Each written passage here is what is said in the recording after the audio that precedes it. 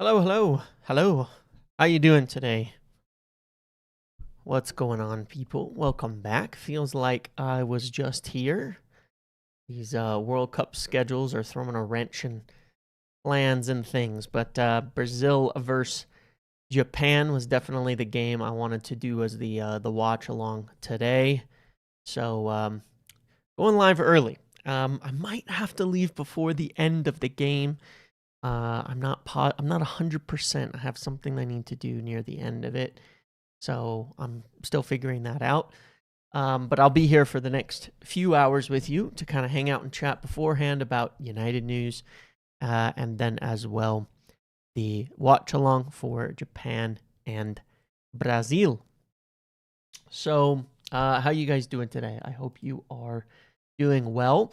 I did want to explore and talk a little bit more about United's midfield plan. A couple of things that I've sort of heard in general, separate obviously to just going round and round on talking about the same player over and over.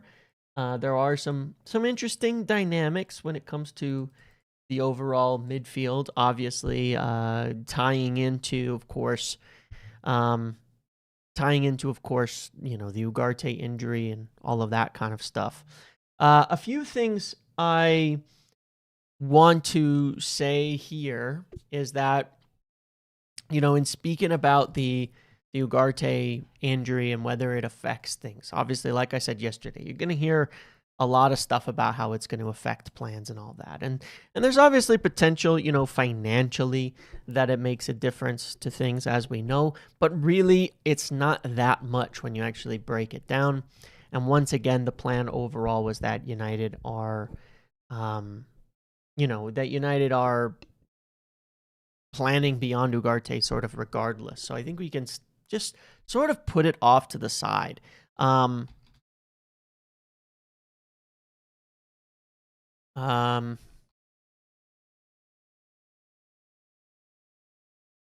And there are a few ways that we could kind of look at this, and obviously none of this right now is completely set in stone, because simply put, it ultimately very much depends on what happens next in the market. Who do we get next? What deal actually gets done? What are the prices involved in those deals? What happens? Which one finishes and all of that kind of stuff, right? It's ultimately up to that. But a couple of things that I would certainly say, some for sure, some are maybe not super hard info, but are definitely up there. Starting with Chouameni. Chouameni is a player where I firmly believe, based on everything that I've heard, that should he become available, he's the type of player where the budget stretches. Remember, you have to think of a budget not so much as this like fixed X amount of dollars things, but it's mushable, it's adjustable, right? Like we said last summer, we had a budget, we went in for it, we stretched it for the striker because we ended up really needing a striker, and the feeling from preseason was we cannot not get a striker. Then the goalkeeper situation, we stretched it. And even then, we were willing to stretch it for Baleba if we could get that prime target. For Chouameni, he fits within that category as far as I understand it. So, yeah, I don't know that that's why it's sort of like there's not an actual firm answer as to, whether how it affects things and how your plans change and all of that kind of stuff, because it's very malleable, it's very changeable, it's very flexible in that respect. Would United compromise or pull their budget from other areas in order to get somebody else? Not so much, right? If Chouameni wasn't available, then I think the budget would have to become a little bit more reasonable when you're talking about three midfielders. And what I mean by that is you'd probably have to say, well, if you spent a lot of money on someone like Scott or Mateus, then and you couldn't get Tchouaméni, then you would be looking likely to more affordable options. And in that case, you're talking about guys like perhaps who's on the thumbnail, Sander Berg, as an option. That's where he comes into the thinking. He is still certainly somebody that has been considered at a likely more affordable price, not as the main signing and not as the big thing or anything like that. But should United want to get 3, you're talking about a Premier League experienced player, more veteran type of signing there that can come in and provide solid depth as a third kind of a midfield signing if you cannot get, someone like Tchouaméni in. And that's where someone like Sander Berg comes in. And I think in that context, I don't think he's bad at all, frankly. He's a decent player. He would be a good player to have in the squad. He's been good in the Premier League. He's been good in other competitions. He's been good internationally. He's a solid player, a player that I think he is the type of squad player I really don't think you would need to be so bothered by. Obviously, if you're going, look, Sander Berg is our starting midfielder for next season. That's our big rebuild signing. You go, yeah, all right, hold on a second. That's not necessarily what that's not necessarily going to close the gap. But he is a good, solid, for me, squad type of addition sort of player within that context, if that was the context of signing him. But I do believe that would kind of be the context of signing him, is that, let's say Mateus is too expensive, you don't get it done, you get Tchouaméni, and you're saying, okay, well, now how do we get a third midfielder coming in? Sander Berg could be that type of player, to come in that instance in an affordable sense where you say, we still need a full squad. We don't have Ugarte even available, even if we wanted off of the bench. So that would be sort of the context of someone like Berg. But in that context, you'd be talking about a very good midfield with bench options There's still available. 2 months of transfer window. Early negotiations are always tough. I have faith United's plans are in a process. We need to be patient. Me too. Me too. I have actually a lot of trust in them for I have a lot of trust in them to get a good rebuild kind of done. But when I kind of look at it, I go, understandably within the context of if you were to get someone like Tchouaméni in, I think someone like Sander Berg as a third signing becomes a lot more palatable. Because one of the positives of a player like Tchouaméni is that why I think Tchouaméni is so valuable overall.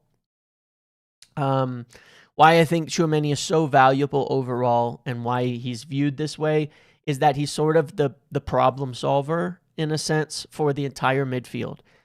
You could put any combination of players you have around Tchouaméni and it's probably going to work, right? It's probably going to work. You take Tchouaméni and you go, well, we'll throw Bruno and Mount next to him. Probably works. You take Tchouaméni, you go, we'll throw Ederson and Kobbie next to him. It works. You take Tchouaméni, you go Mainu and Bruno next to him. Not only does that work, but is that not, on paper, for me, the best midfield in the Premier League? For me, it would be if you took someone like Tchouaméni and threw him in there. So it gives you a lot more options and makes it, I think, a lot more palatable. If you're talking about someone like Mateus Fernandes and then you're going with Sander Berg, yeah, you're going to leave the window with questions. If you're talking Alex Scott, Sander Berg, and Ederson as your midfield rebuild, you're going to leave the window with questions. I'm not going to be negative on it or pass too much judgment on it because we don't really know. They rate Ederson very highly. He could end up being a quality player. Could end up being really good. But yeah, I mean, if you went into next season with Tchouaméni, Kobbie, and Bruno as your 3, and your bench was Ederson, Berg, and Mount, you have a really strong team. I mean, that's quite a strong bench and quite a strong starting lineup overall. It's a very, very, very, very good team in that sense. It's strong from first to sixth. There's a lot of players where the context of what their whether they're a good signing or good to have in the squad is how high up the depth chart they are, right? If you're counting on Mason Mount to be your third midfielder, we talked about this yesterday. Like I said, he's not going to be sold. There's no way he can go. But the further you move Mason Mount down your depth chart, obviously I'm not talking about cost to value. It's already a waste of money. It was already a bad deal, right? But in terms of purely the player himself, if Mason Mount is your third midfielder, it's not good. If he's your sixth midfielder, you're going to be hard-pressed to find a sixth midfielder that can provide you with the kind of qualities he can for the small amount of minutes that he's going to play. If Sander Berg is your third midfielder or your fourth midfielder, you're going to say, okay, hold on a second, probably not good enough for what we need to accomplish. But if he's your fifth, I think Sander Berg makes a very good fifth midfielder, So it's all contextualized within that, and it's all up in the air. And, I'm not accepting, mediocrity in a sense of like where we're at, but it also depends how strong is your first three, when you're going into these types of things. So there's still so many iterations and questions and in the way that things will go that it's pretty hard to judge. You know what I mean? It's pretty hard to judge at this point where things could end up. Because, like I said, if you were to sign Tchouaméni and Sander Berg as your next two midfielders, I think on paper that's actually quite a good... You've actually built a really good team overall with that. If you're... it really all flexes and depends on these types of things, and how it goes. So... With Tchouaméni, the budget, like I said, I think he's the one where it kind of stretches. I think that he's the one where it kind of stretches overall, and you kind of make it work with him because valuation-wise, he probably has the highest valuation within the club internally compared to any of the other players that we have presently on our list. And so you're willing to get that guy because you think he's going to be not a question, but has the lowest risk and the most guarantee to get you the types of result that you need. And you end up paying up for that. So I think Tchouaméni could be there. Obviously, that begs the question, well, if you go and you do spend a lot on Scott or Fernandez first, then can you afford Tchouaméni?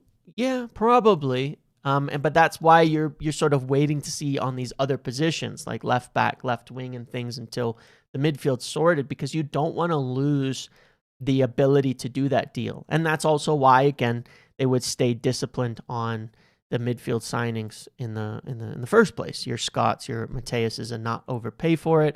That's why they're refusing to pay $80 million for Mateus Fernandez, as we've talked about, and as has continued to be reported. So that's there on Tchouaméni.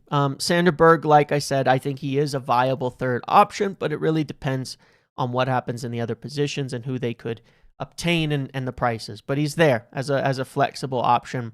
He's on the board, that could become somebody of note for United should circumstances fall a certain way. Not guaranteed or not a top target or something, but certainly there's a world where it falls that way. The other bit of news that I've continued to state that seems to be gaining a little bit of traction is, of course, Alex Scott. As I've said before, the news was that the news I understood it was that, of course, Bournemouth are trying to put the situation on hold and say he's not for sale, scare clubs off making a bid, push the player obviously into signing a new contract. And obviously the more time that goes on, in large part, the weaker their hand becomes, right, in negotiating this situation over Alex Scott, because obviously he's yet to sign a new contract. He's yet to do that. And there was news this morning, I think, from and as I've said, from his side, I believe that there's been some encouragement on the idea that he could certainly become available, and that if he didn't sign a contract and a bid went in, that something could happen. So it's sort of Bournemouth obviously scaring everybody away, but there's a feeling certainly that could happen as well. And again, the number from other people, a lot of people, keeps being named as 60 to 65. That's what The Athletic gave. That's what Wheeler and Salt and such has made.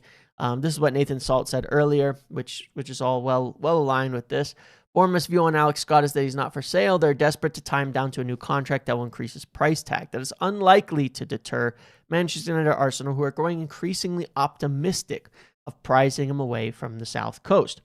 So there's a belief essentially within both of these clubs who are interested in Alex Scott that if he's not going to sign a contract, that there is actual potential to get him.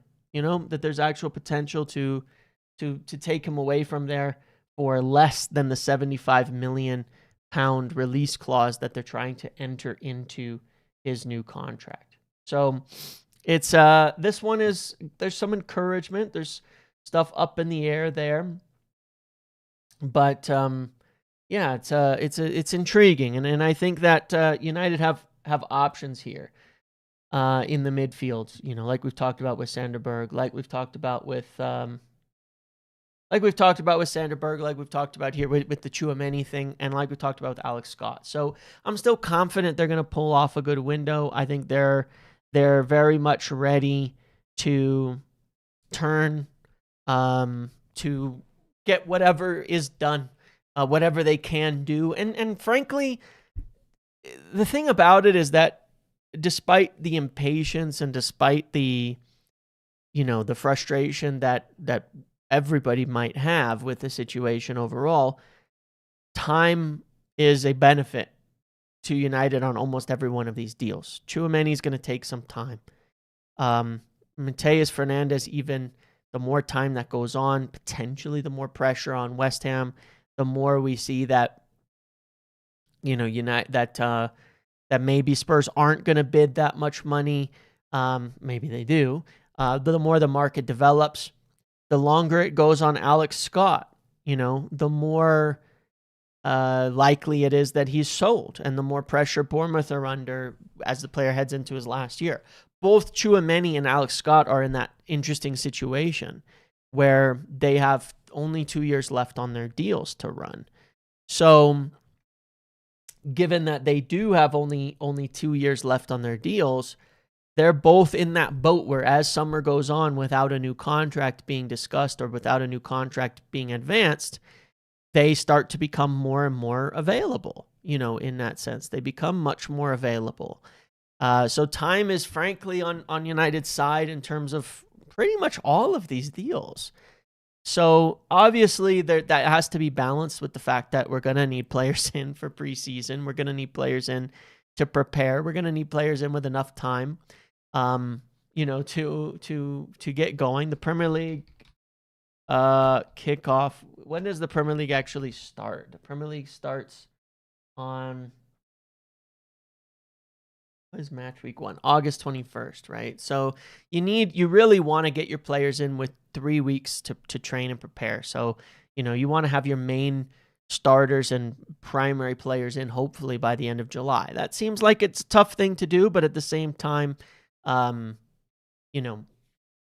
you can always, with the work that's been done and the preparation being done, these deals can happen pretty quick. I mean, Šeško was pretty fast when all was said and done. Cunha was very fast. Ederson was very fast. Lamens was very fast. Once they essentially decided and finalized the plans to do them, only Mbeumo really dragged out. And, it was obviously, we've kind of seen that already. So the deals we know can be done very quickly the moment they decide to actually do them. In the meantime, the posturing from the selling clubs, getting through past into July, players returning puts pressure on the clubs itself. That's what happened with Mbeumo, largely, by the way. Brentford were messing around with that deal for a long time. They even gave Mbeumo an extra week off specifically so that they could continue messing around and avoid the confrontation on the matter. But when Mbeumo returned to Brentford, he told them straight up, you guys got to stop moving the price. You got to stop messing around with this deal. Let me go. He wasn't really training with them. He was just doing bike work in the gym. It's the reason why he wasn't totally fit when he came to us.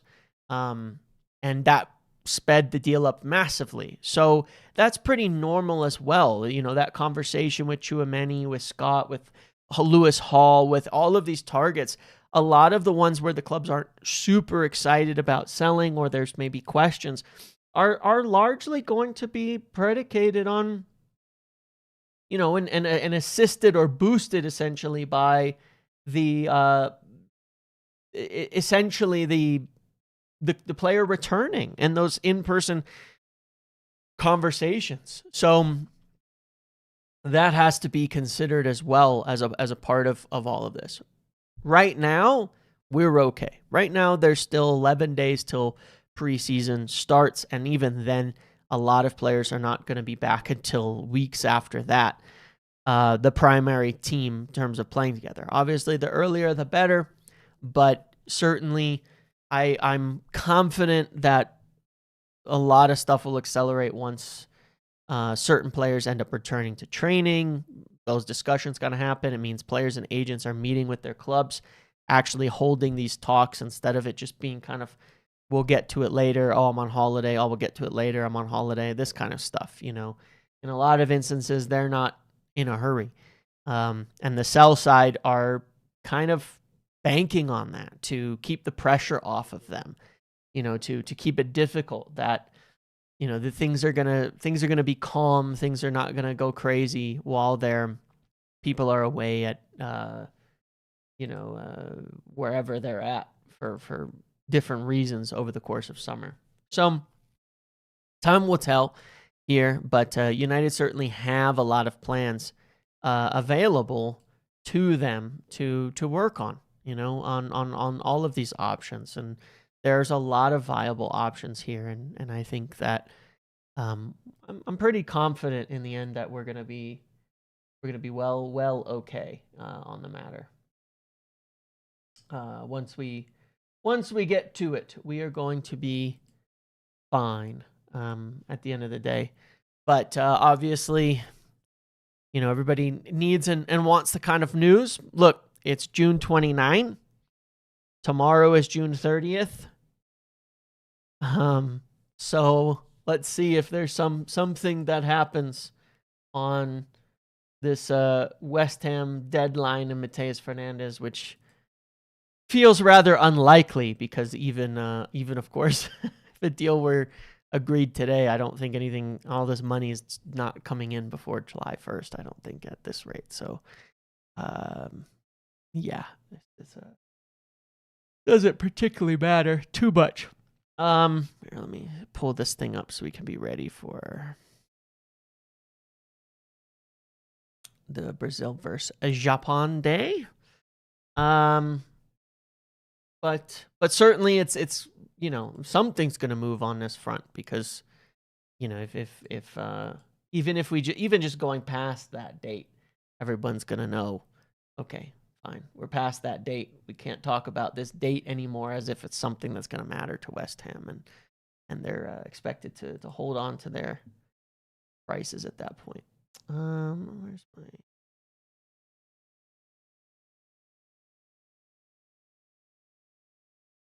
But anyway, yeah, otherwise we'll keep chatting. We'll watch Brazil versus Japan here in a minute. Like I said, I'm trying to make it to the end of the game. There's a chance I'll have to cut out just a little bit early. Hopefully not, but we'll see. I've got stuff going on, and I had to drop my car off to get a repair that was unexpected, which is not great. Got me on in the background while you look up skincare routines at work. What a life. Yeah, that's, wow, okay. Well, I like it. I like it. You can fall asleep to the Japan anthem. Yeah. My screen's over, so I'm ready. I'm only concerned with Sander Bergen that it may hurt our chance to get Anthony Robinson if Lewis Hall doesn't. I don't think we're going to get Anthony Robinson anyway, but I understand. I'm not sure everything is that interconnected.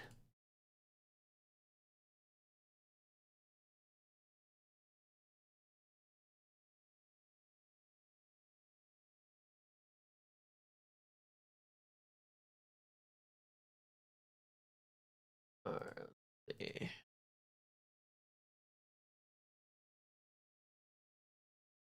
Lovely Audi. You know, the thing is my car, it's an Audi. It's a plug-in hybrid. It's actually very good. I've had like no issues with the car. It's been solid. It's in really good condition. It's the thing that had to be repaired is like bad luck. You know what I mean? Like a nail in the tire. It's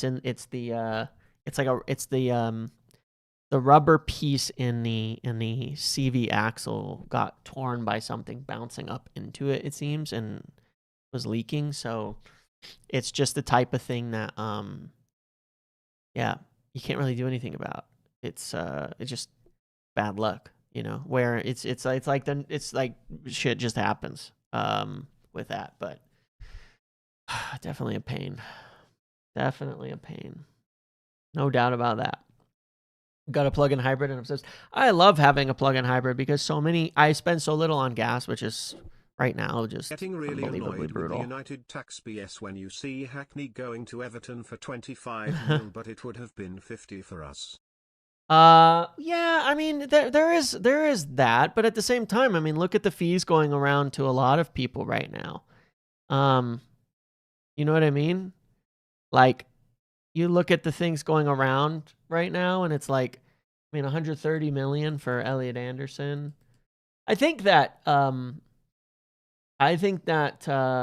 Hayden Hackney was available for like 20 million last year, funnily enough. There was actually a deal agreed, right, with Leeds, was it? Briefly, and then it didn't happen. But he was available at around the same price last year. Now, obviously, yeah, if United had got in, who knows? But what can you do? What can you do, right?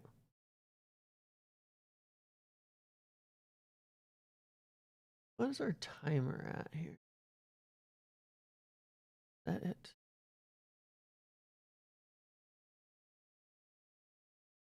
Yeah, 16.8 pounds up front ain't bad, honestly. But I don't think I think that would have been the price if we bought him, to be quite honest.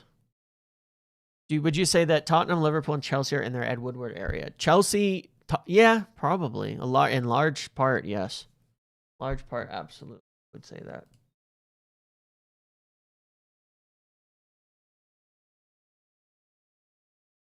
For sure.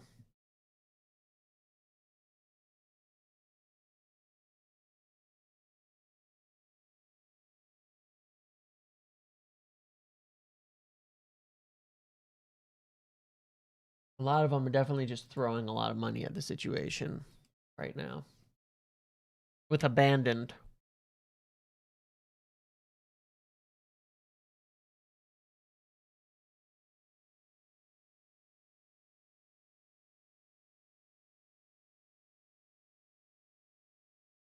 Eric didn't rate. Yeah, I mean that's the I mean, I guess that's an interesting point, Marcus, because I've thought about that too and thought he probably doesn't. Maybe he doesn't see him as a fit for the Prem for how we want to play, you know, because he's obviously played for Carrick a lot. So if he rated him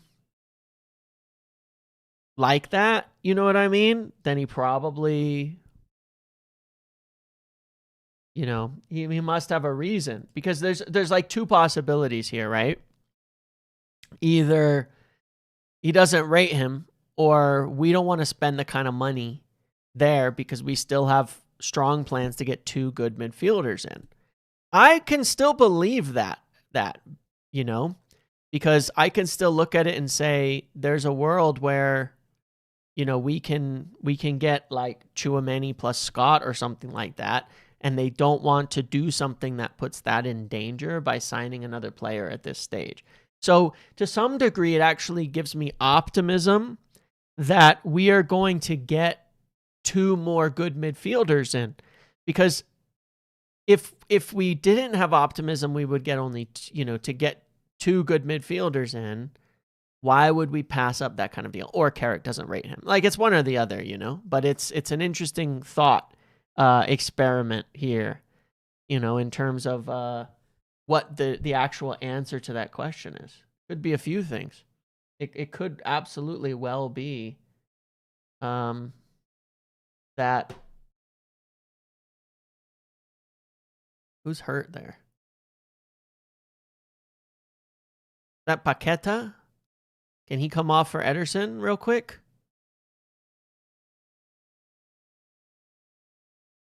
So it's interesting to think about that overall. That wrinkle of like, I'd be surprised if Carrick didn't rate him. I would say that. So it does make me think they don't want to go and just right now buy. What is that from Casemiro? They don't want to just go now and buy, you know, and waste their potential chances.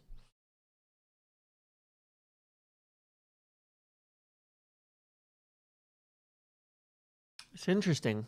It's interesting you've made me think that. Could do a Japan waiting so Ederson and Cunha are back in Manchester sooner. I mean, that's fair.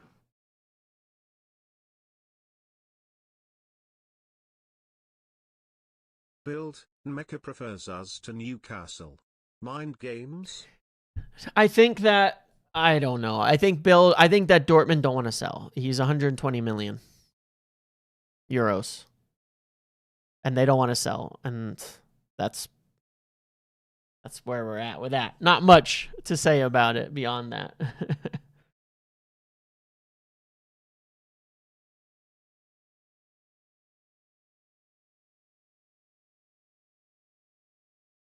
The other possibility, obviously, with Hackney is that he didn't want to join us because he'd be like a 5th or 6th choice versus probably a starter at Everton in the Premier League. And that is actually, if I look at Occam's razor, right? Simplest explanation is the best explanation. That is, good attack from Japan there. That is, to me, potentially the most logical one. Is just you've got a role to prove yourself at Everton where you can be the starting midfielder, and United, you're not. It's tough. It's maybe a less optimal situation at United for a young player to come into in that situation. Why we can't bid for Scott? We might just gotta wait, man. Gotta wait. Just gotta wait.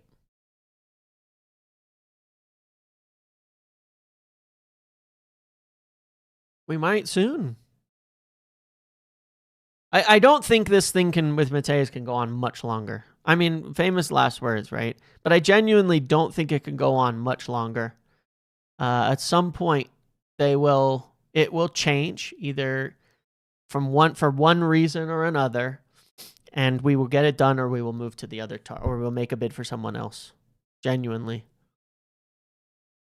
I mean, there's even a world where we can stay in the Mateus Fernandes deal and go get something else done.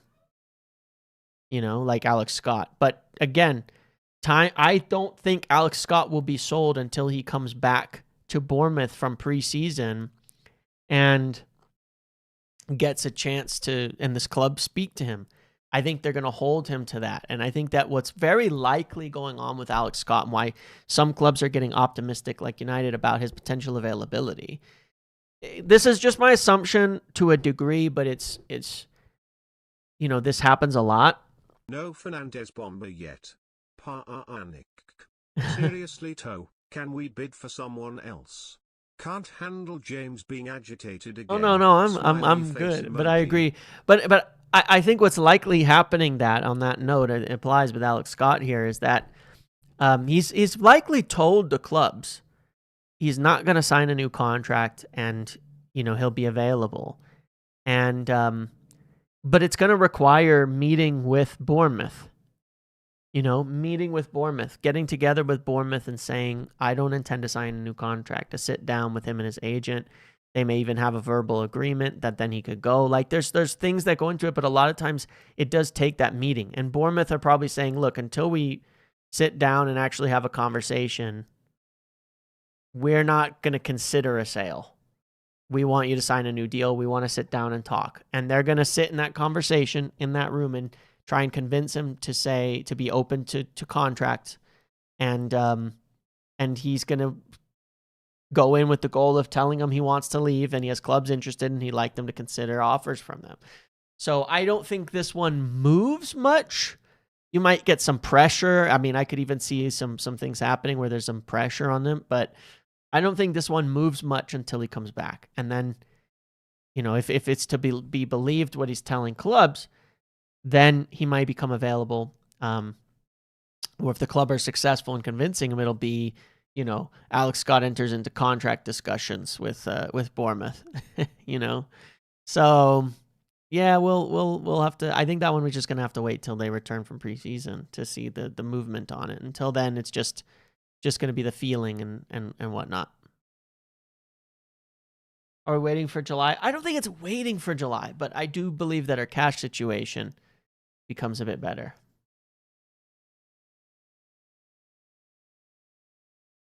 Are United really naive enough to think Shaw and 2xRB is enough? Don't buy and we know Shaw injury. Like Tuchel taking 2 injury-prone RBs to Dub C. But we have Dorgu. Like, they do want a left-sided player, so yeah.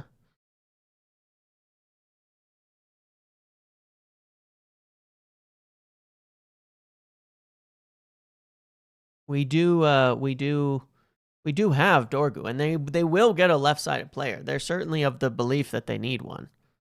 I think it's more likely they get a left-sided player than a striker or another position. So if they had to compromise, it'd probably be at something like striker they'd compromise on rather than, than the left-sided player. I think the left-sided player is something they're not willing to compromise on one way or another. We are looking at center backs, but that's going to be reevaluated later. A little later on in summer once again. Once we come back, how is De Ligt's return going? That kind of stuff. Same goes for, does everybody return from the World Cup uninjured? I mean, Maguire will be okay. What's De Ligt's health going to be like? Lenny should be good. Evan should be good. Hopefully nothing happens to Lissandro. That kind of thing. So we'll have to wait there.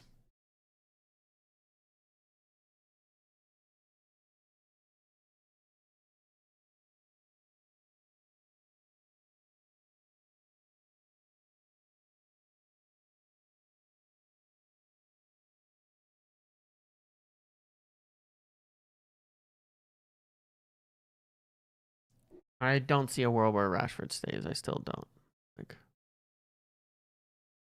Yeah. You have an idea of which academy players are going out on loan? Amos, Cheeto, Collier. There's a few more that will go as well. Of the main kind of names we've talked about, that's big cross in. Still in.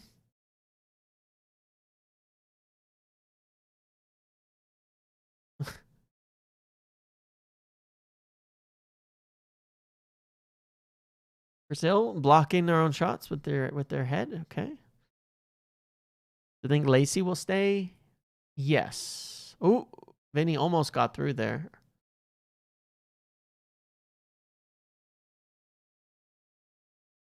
Compact from Japan, but it looks like Brazil could find a way through if it stays like this.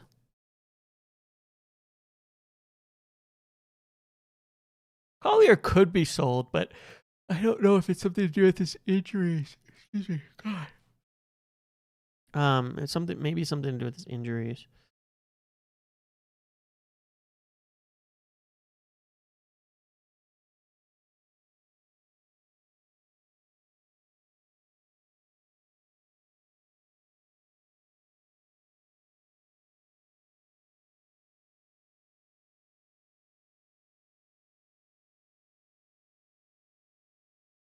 Would be my dream summer, near unlimited budget but realistic. Do you 1 sec. suspect the outcome of the MF situation to be closely follows by the next target? Yes. I'm Yes. imagining that we see a flurry of news given it quiet. Yeah, it'll be things will move quick. Performance at striker for Brazil changed Big their cross. opinion on needing a backup striker, so they could slide him into the middle if needed. It doesn't really change anything, right? Because, like, let me explain, okay? If you think of, like, all of our pieces as moving parts, like, let's say that they sell Xerxes, and now Cunha becomes a backup striker. So you have Šeško, Cunha, but then Cunha's your starting left winger. So you need a backup winger. But then you still have the same number of players.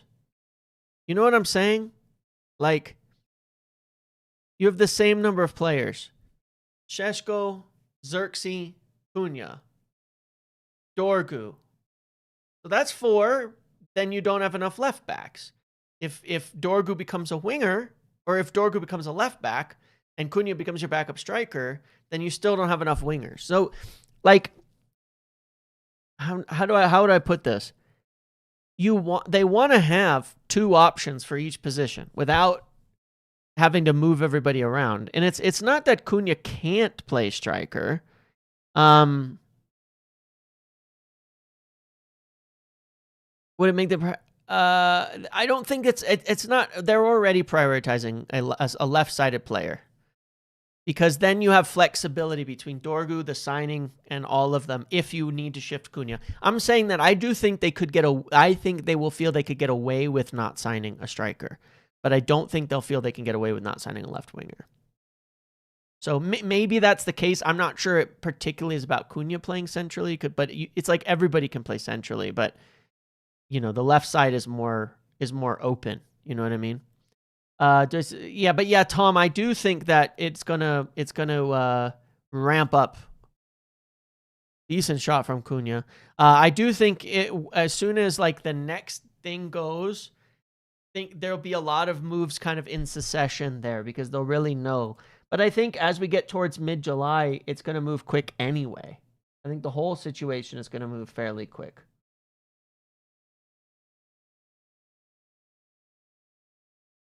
You know, I think the whole market will move a lot bigger in mid-July, especially post-World Cup. Cunha really nearly scored twice here.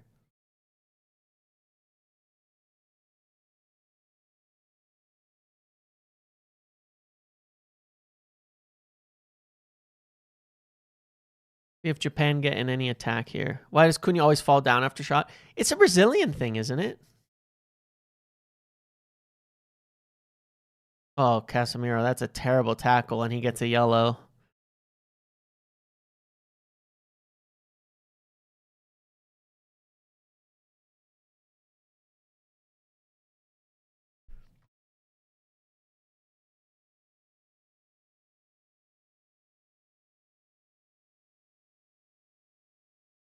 Anyone interested in Athletic Deal Sheet? 100%. Hopefully there's something new in it. Last time was copy-paste.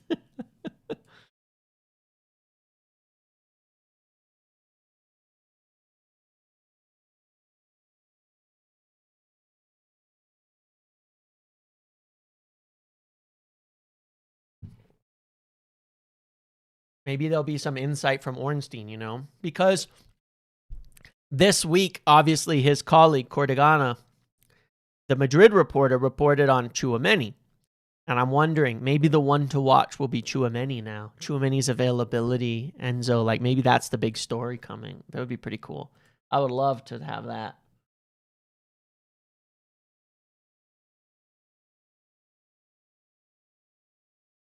Deal sheet comes out in the middle of the night.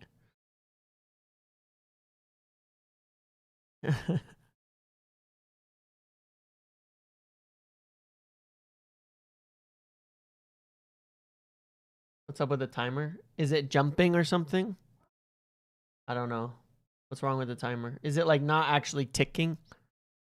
Might be bugged at the moment. Oof. Blocked. Is it not ticking? Like jumping, huh? if I can figure that out. Maybe I can just set it to a time. And then it'll just tick.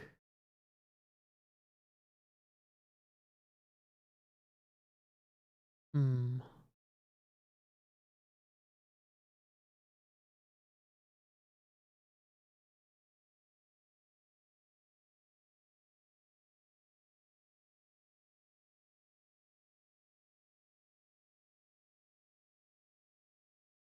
All right, I set it to manual, and so it just goes better.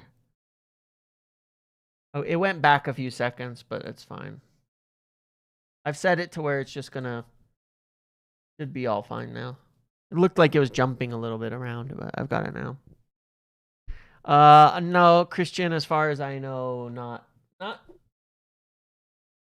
I don't like to sit here and talk about too many people, one or the other, but I would say, like I usually do, wait for other reports.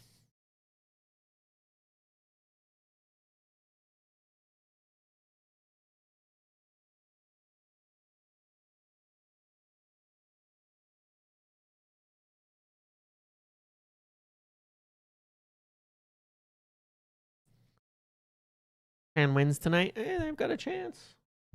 I definitely wouldn't rule Japan out. No doubt about that. They're not a country I would say, oh yeah, they're screwed. They're out of it. They're so good in the way that they play, so energetic. They're tough to beat, man. It's well coordinated. You know who I'm surprised is not here for them?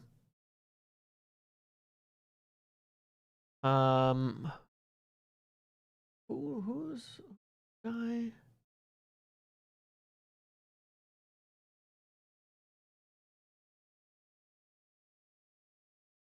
Yeah, I'm wrong.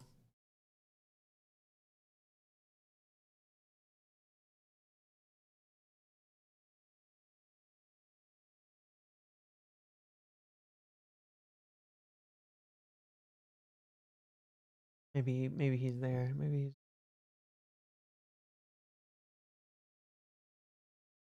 Morito, the sporting player. I'm surprised he's not there.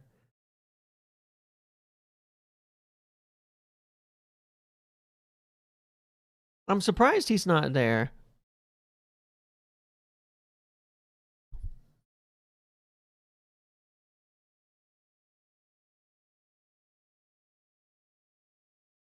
There's a few players. Maybe is Matoma's injured, but Morito is who I'm talking about, the sporting player.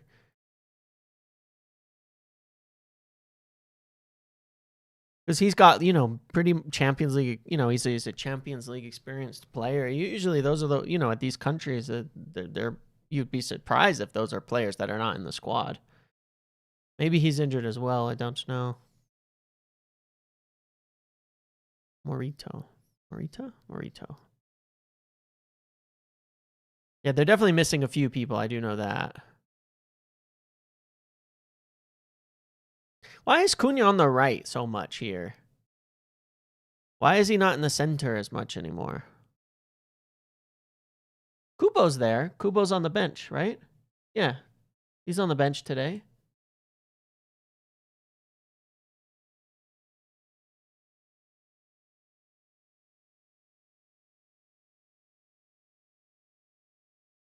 Oh.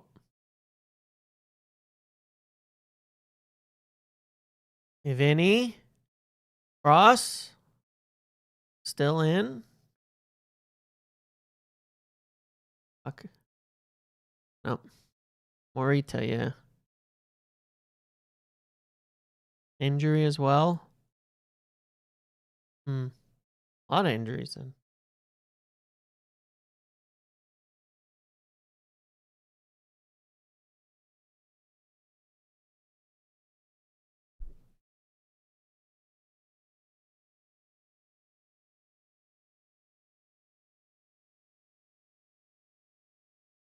And he seems to be able to play with freedom to roam. Well, sure, and that's the type of player he is. It's just, I recall in the last game he was much more central and they had more of a right winger, but it seems like it's more 4-4-2 today, and he's kind of now he's in a central spot. It just seems like he's been off to the right a lot more than I recall in the last game. But maybe that's just because they're facing a different type of defense.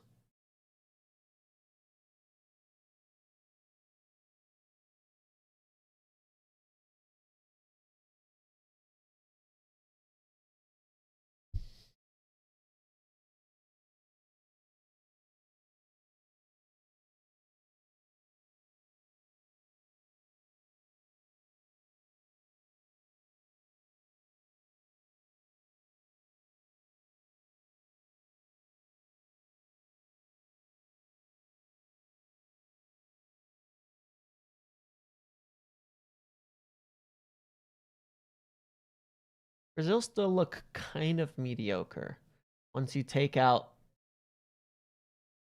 you know, they look kind of mediocre once you take out, you know, some of the forward, but it's been like this for ages, right? It just sort of when you take the forwards doing magic out, Brazil always look like this. They look mediocre, very, very uninspiring. But then, you know, Vini, Cunha, one of them will get a moment of magic out of nothing, and it's like, that could come out of nowhere. A lot of Japan fans at the game. There probably are, to be fair. I mean, we have a big Japanese population. This is in Texas, right? Actually, there's an interesting Cunha. That's a foul, ref. Ref. It's not a pen, but that's a foul, ref. Come on, ref. There's actually a fairly decently sized Japanese population in Texas, if I'm not mistaken. I know some Japanese people from who live in Texas.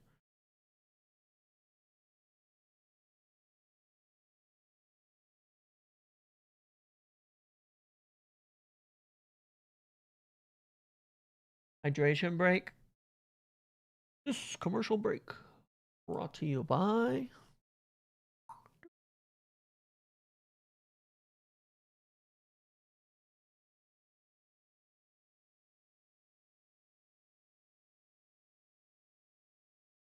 Yeah, that was a foul for sure. Yeah, there's a lot of Japanese people in the US for sure. Yeah, the United View I think we'll be back after the World Cup, okay? I mean, Flex is, I think, in Mexico right now with DR Sports I saw him tweeting about that, you know. So KG's out in the US as well doing some things. So I don't know what they're up to, but it's not, the timing is just, we've spoken. I filled in for Flex like a couple weeks ago on the Friday show, but we speak regularly and stuff. It's just there'll be more of those shows again. I should start doing hydration breaks to get sponsors. I mean, it would be nice if the ads would play right now. Did it work? Did it work? Right now would be a good time for an ad break.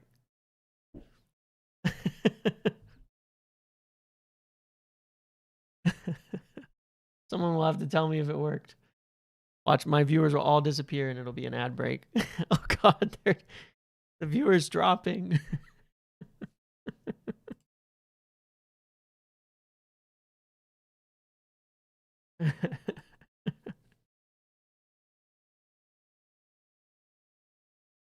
Well, unfortunately, Marcus as well, the kid I was been doing some of the academy stuff with, it did work.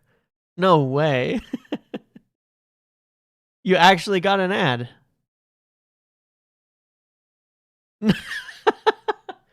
Yeah, that's scary, man.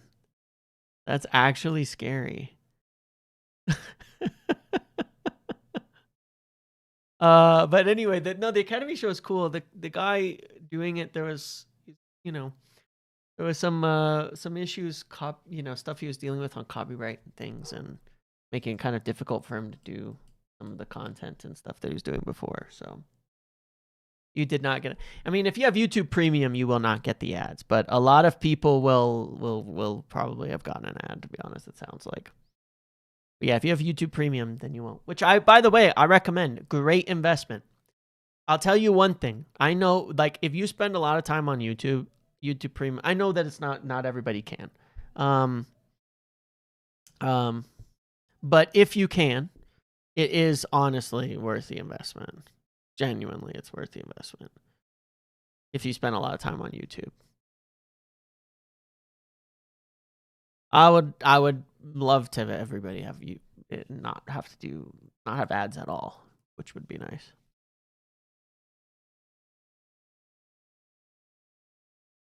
Like, it seriously is. I mean, and the thing is, it's like there's so much stuff you can watch on YouTube as well now. So like, it like can replace other subscriptions if you buy YouTube Premium. You know what I mean? Because there's like, you may, like, the thing is, you may think, oh, I'm not going to watch YouTube that much, you know, and you have all these other subscriptions. But then once you don't have ads on YouTube Premium, then you can do music and like that. Yeah, exactly. Like, there's other things you'll end up canceling to watch YouTube instead when there's no ads.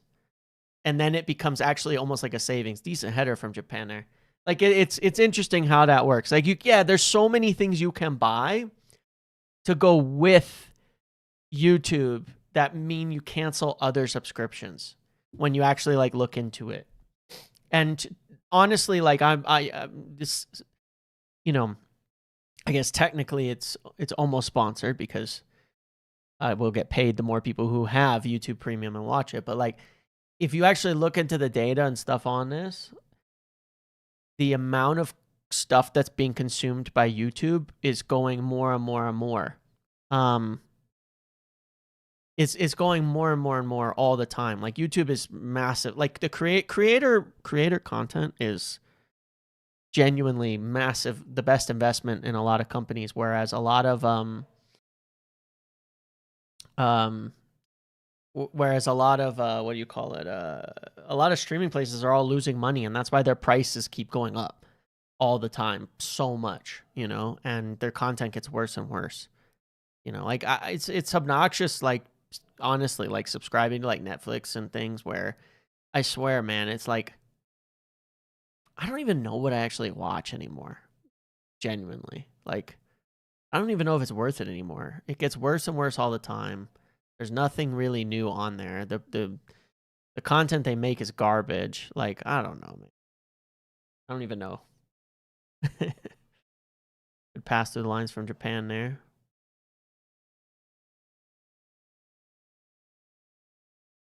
Oh, terrible pass. Japan in the attack.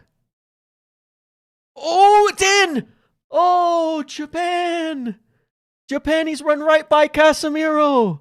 He's run right by Casemiro and scored. He's done it. Stopped Premium for a few hours and it did my head in, ended up getting it back. Yeah, exactly. Oh my god, man. What a goal.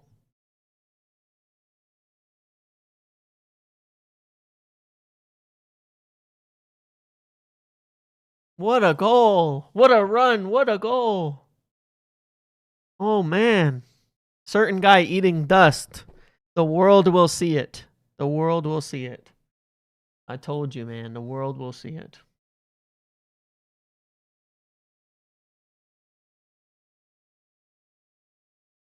Look at Casemiro trying to chase that down.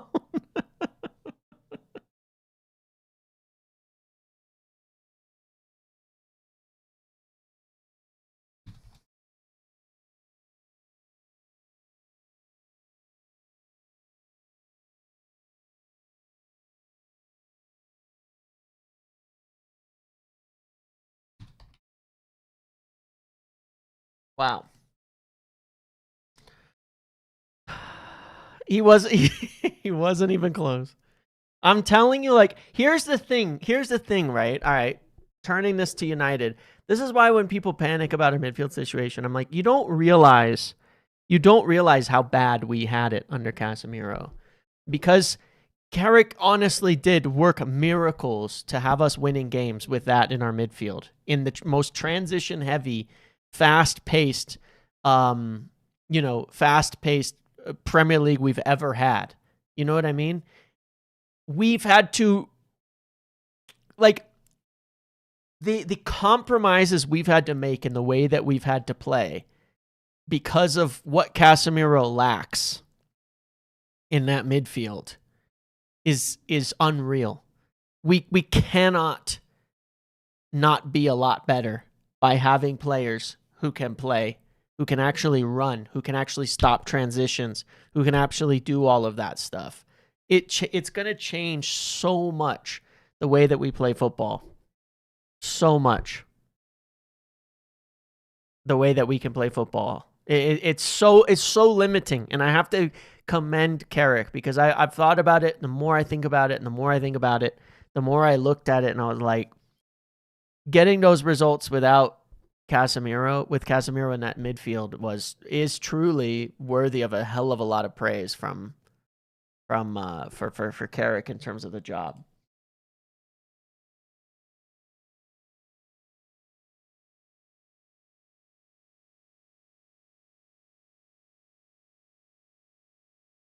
Ederson will be better for the way we want to play football.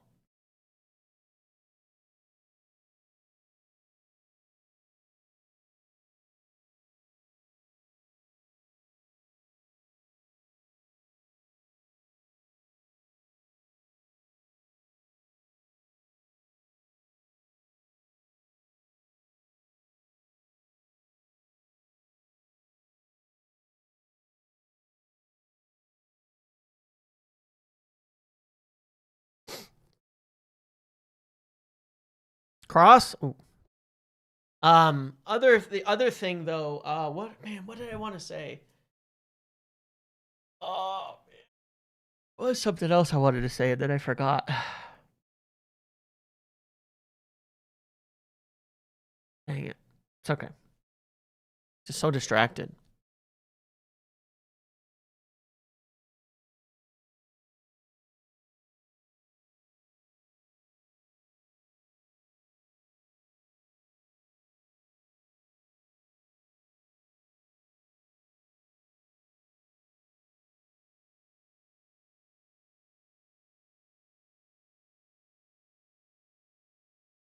Shot from Vinny.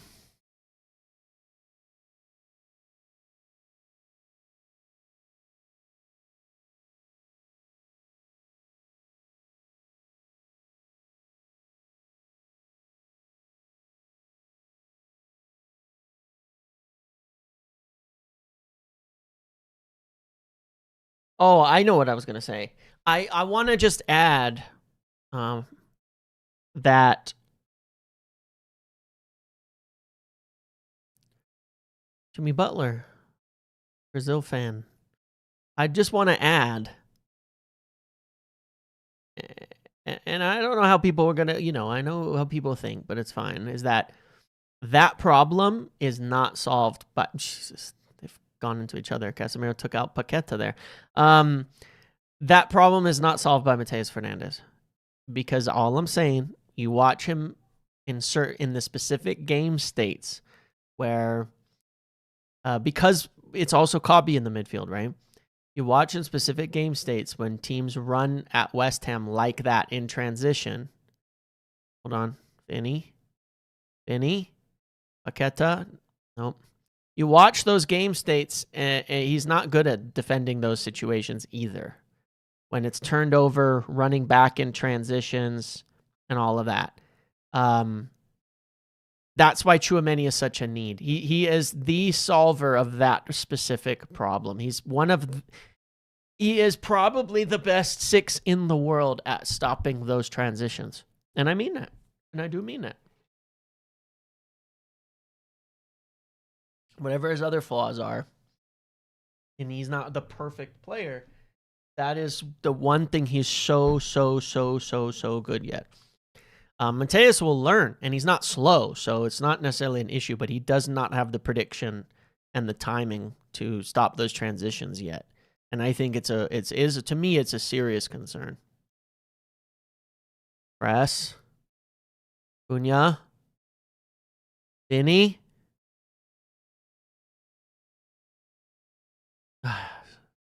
They're just playing with it too much here, Brazil.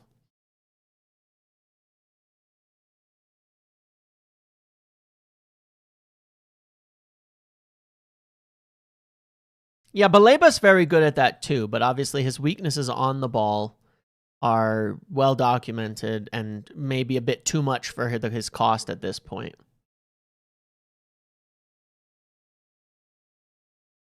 I do think that Scott would be a better partner. Not necessarily a better player, but at the moment, a better partner. The piece, if you read from Nathan Salt, was kind of interesting on that note because it's talking about that and how, you know, he's one of the things about Scott and the view of him is how he's able to play in all sorts of different positions, things like that as well. So, yeah, there's that. Any new plans for the channel next season? I don't know. What else can I do? I mean, the nice part is there's going to be a lot more games, right? So, you know, the plan will be the same: the pre-match, the game, the watch-alongs, the post-match, with the call-ins. We'll do a weekly call-in show to get people's thoughts as well during the week, and then you know there'll be only 2 or 3 days free during the week outside of actual match kind of content. So, always news coming in and stuff like that. Right now, Ederson and Cobby work together. Yeah, they do. They do.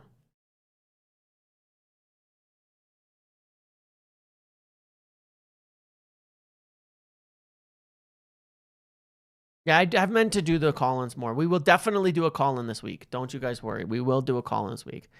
Just the last couple of weeks. The World Cup stuff's been so crazy, but I think the schedule gets a little lighter here moving forward. Bet KG coins on the games next season. You know what would be so fun? Oh, you're giving me ideas, okay? Now that I'm a vibe coding expert. Joke. But what if I built onto the website some shot? Was that Acuna? What if I built onto the website? I need to figure out some stuff that I can build in for the season, like where it the post game tactic videos, yeah. The what if I built up on the website the something for match days and stuff like that, obviously, as well, where I can get all the news, stats, things like that for United players, since I've added stats and things and all that kind of stuff.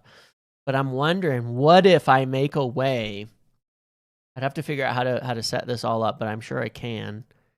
A way to play games on there as well that we could talk about, where viewers can go on and not wager real money, but you know, get like some just friendly competition where we can wager, you know, Muppet coins on each game and stuff like that. I don't know. There's things I could think through. There's things I could think through with the website to add and make fun for the season that we could cover on videos and things as well and talk about all of it.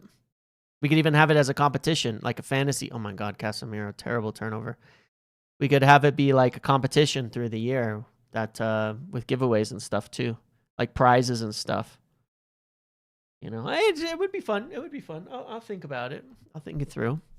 I gotta figure it out. Yeah, merchandise. Like I could give away coupons to merchandise, stuff like that. It'd be fun. I'm sure I could figure it out, but I wonder if anyone's been honest with Casemiro. I mean, he's going to Miami, so probably, right?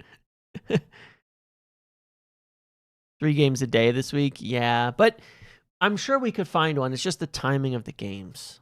I'm sure we could find a time to do a call-ins this week.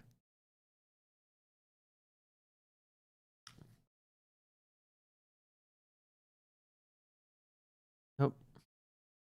Man, Brazil has not gotten anything in. I'm sure Brazil, huh, Boilo? But Brazil have not really done anything of note here. Again, it's like they can come up, their forwards can have a moment of magic, but it's dreadful besides that, man.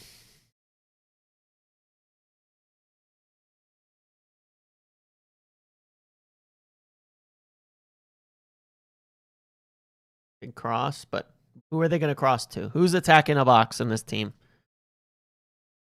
Who's attacking?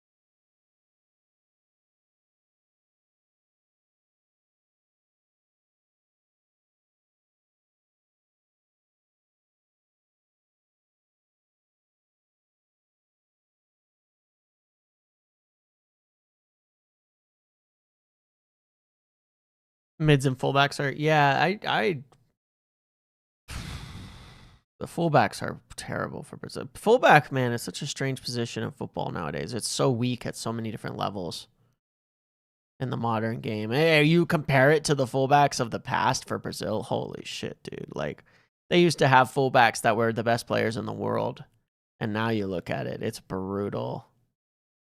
Absolutely. Brazil, I think, is the best example out there as a nation of the fall off of football, of fullbacks in football, man. Because, I mean, good God, the level of fullbacks that they used to have. Casemiro hurts. You better not injure Cunha, Cass.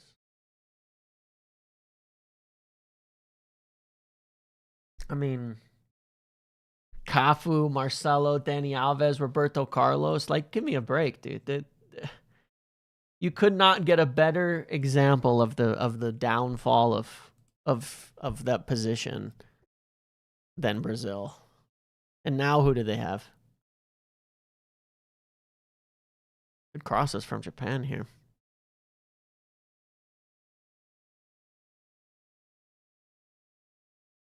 Could have been Anthony. Maybe better than what they have. I mean, Alexandro is still their fullback. He was decent in his prime, but way, way past. Rafael, Fabio, Danilo. Yeah, I mean, like I was saying, like the guys they have were decent players in their prime years, but we are so far past that.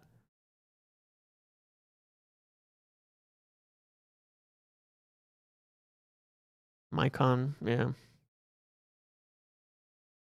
Guardiola made all the fullbacks become midfielders. Yeah, I mean, that's...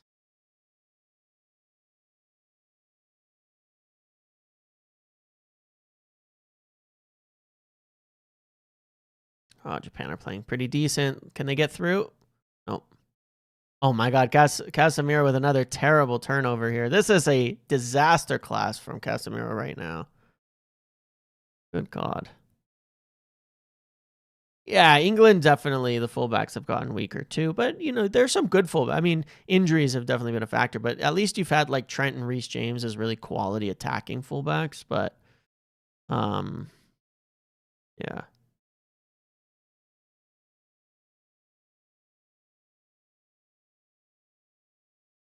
Oh, good from Brazil. I mean, good from Japan here. That'll be a foul. Brazil get out of that one. Oof. Japan have no fear. Yeah, yeah. I don't remember Donga. I don't remember.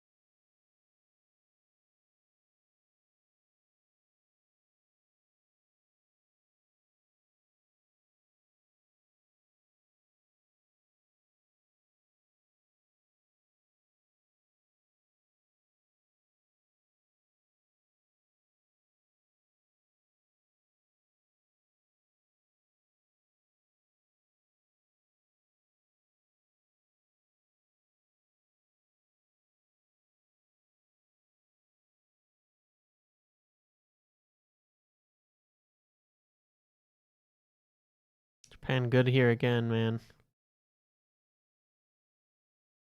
A lot of movement and rotations they're doing here. Definitely Brazil struggling with that, with the energy that they're bringing.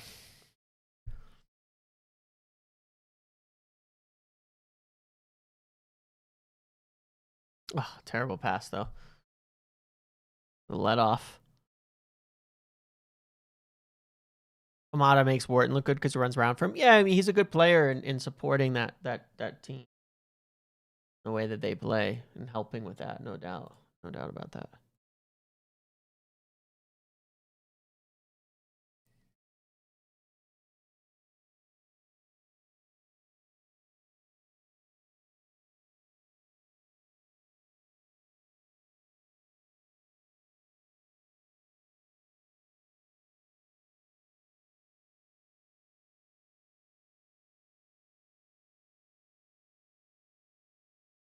This will be a huge upset. Yeah, I mean, I had this side of the bracket because then you have what?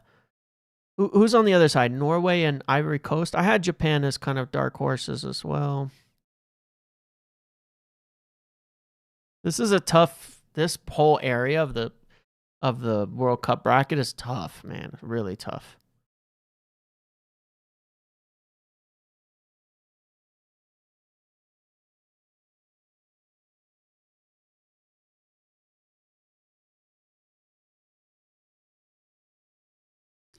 Agreed, Lexi. Like I'm mostly rooting for Cunha. Outside of him, I don't care, especially with Ederson not on there. But I like to see underdogs like Japan, you know, playing good football and doing well. I essentially I want Cunha to win because I love Cunha and he's probably my favorite player right now. But it's very, very admirable watching Japan as a team.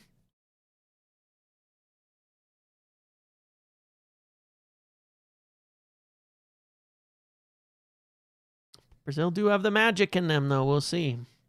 Cunha home sooner, though. Yeah, but, you know, you want to see your guys. You want to see your guys succeed. You know what I mean? You want to see them make it.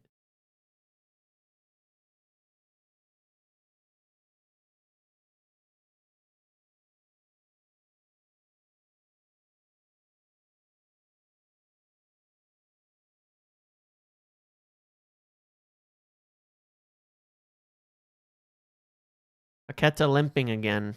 Is it Ederson time? Make the change. Change him. Half time, but Paqueta struggling. Can we get Ederson on? Casemiro should be hooked too. Ancelotti should change his whole midfield. Change your whole midfield.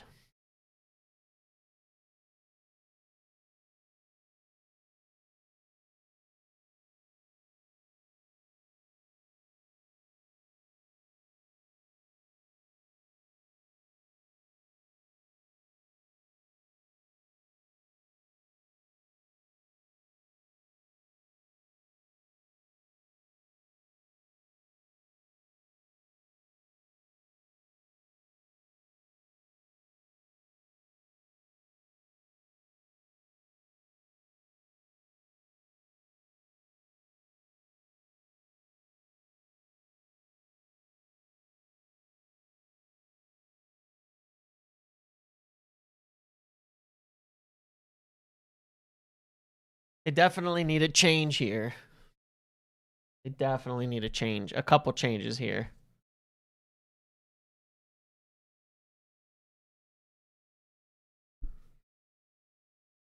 Ederson for Casemiro, Bruno G deeper. They have somebody else. I mean, Ederson's like their. Ancelotti's not going to put Ederson on, man. I honestly don't think he will. Leave Cass alone? Absolutely not. No. I'm not even bullying him. I'm just saying it is what it is, you know? It's just not a surprise. I don't even have I'm genuinely, it's not even about like, you know what the problem is? It's kind of like with the Mateus thing.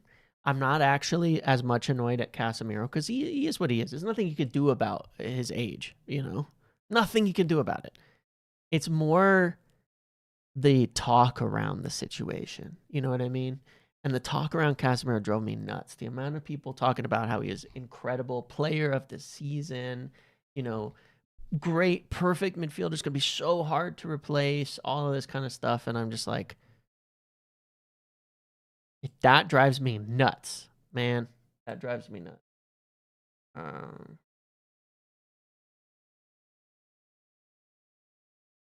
Oh yeah, they do.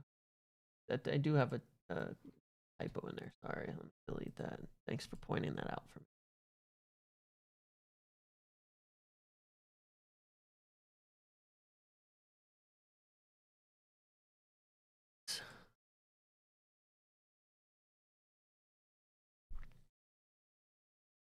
Fabinho is probably less athletic than Casemiro. Yeah, the thing that Fabinho does well is that he sits a bit more deeper. He stays a bit more positionally deep. Protects himself a little bit better in that sense.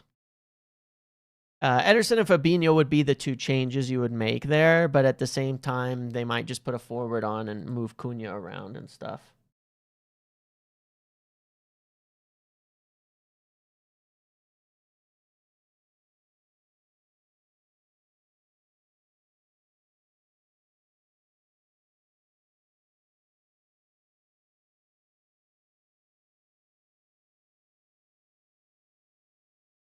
I think that if people would have properly acknowledged the reality of Casemiro's situation and such, rather than like, then it would have been different, you know.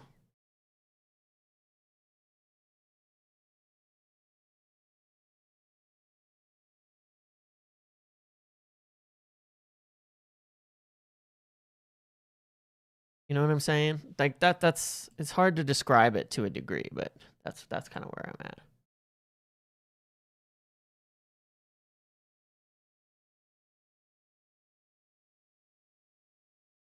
We've been saying all season Casemiro can't run and gives the ball away. I don't understand what people are seeing. Me neither. Me neither. Like I said, it's just the headers.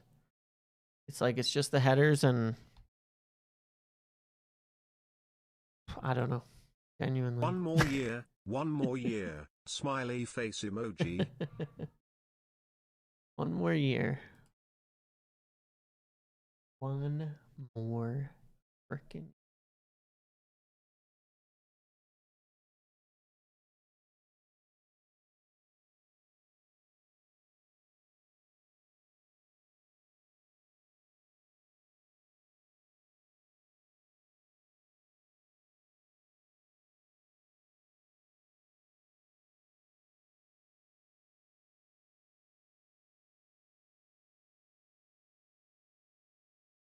Brazil need legs. They do.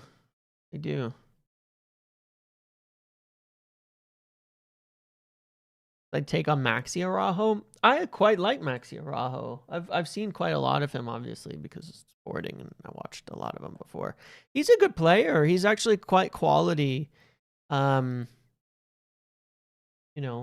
a wide player, he's kind of like Dorgu. He's a bit more technically good and all of that, but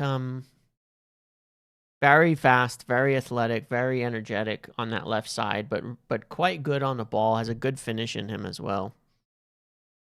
That's the thing, though, Boilo. Like, that's the problem with the conversation. Casemiro is one of the best defensive midfielders of the modern era. If we could acknowledge that while also accepting where he is now, they're highlighting it all over the halftime show too. If we could accept that while acknowledging where he was now, then the conversation could have been more fair. But people couldn't accept that, and it was always like tying it to the other aspect of it. We just needed to acknowledge the reality of where he was as a footballer, but without downplaying how good his career has been. One of the best, most accomplished midfielders of all time. You know?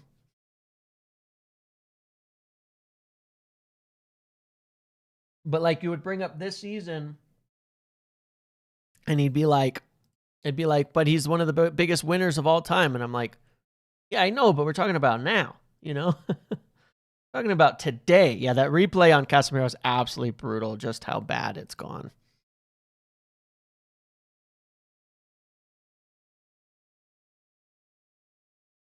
You know, it's like we got to talk about today, not the past accomplishments. It's like Ronaldo, dude. Like Ronaldo's one of the greatest, if not the GOAT of all time. Doesn't mean he should, doesn't mean it wasn't right for United to move on from him. You know what I mean? It's just like no one denies Ronaldo's greatness as a player, but what are we doing? You know?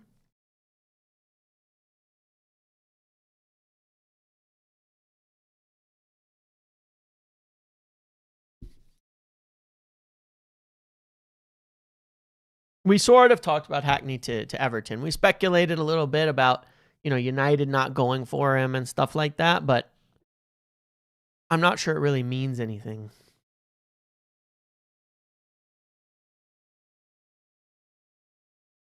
for us.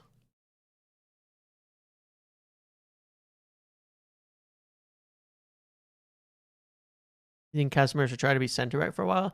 I said that at one point too. Keep the game in front of him. He may just not have the horizontal. Then the midfield is even harder for that. So I don't know. I think that the center back, you need a bit more vertical pace, and which is even worse for him.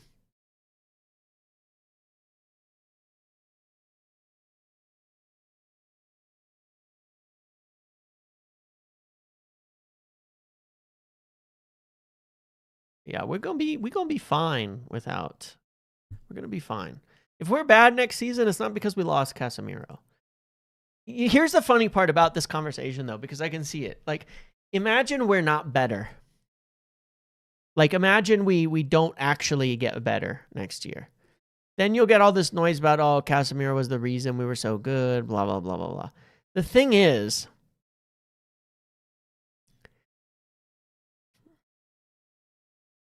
the way we had to play football with the team that we had, the ceiling was capped. We could go try to play more expansive football and be worse. And that doesn't mean, oh, we miss Casemiro. It means that, unfortunately, we hadn't had the time or the people or the squad yet to actually play expansive football. But like we could genuinely, there's a world where we play worse without because we're no longer compromising on our football and trying to play and we're trying to play better. And when I say play worse, I mean get worse results. There's a world where, it's going to be really hard to keep up the pace that we got under Carrick. It's going to be near enough impossible, no matter what we do. And I just foresee that being one of the big dramas of the start of next season, right? Is that we may not get the kind of results that we had in the last few months under Carrick, but because we have more games and we'll be attempting to play more expansive, and it's going to be a learning curve. And depending on who we get in the market, big depending there. I think you get someone like Tchouaméni who's used to playing in a more dominant team, then it gives you better. November, gives you better. Face emoji, smiley face emoji. No, I'm not going into that. But there's a world where it's a slow start, and then it's like, oh, well, we missed this and we missed that and all of this sort of nonsense, when that's not really the problem. And we just need time to continue to work it in.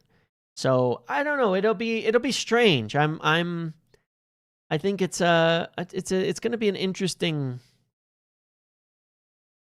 It's going to be an interesting season for sure. I think that depending on who we get, people's expectations could be let down early, because again, what we were doing at the end of last season was almost impossible to keep up. You have to think about all the circumstances to our favor, right? No Europe, no FA Cup, no League Cup, big clubs chasing, at the end of the season, fried, burnt out, injuries, stuff like that. It was definitely a bit of good fortune, but very, very few games Very, very few games. We're not going to have the same circumstances. Again, it was like everything aligned for the best second half of the season possible.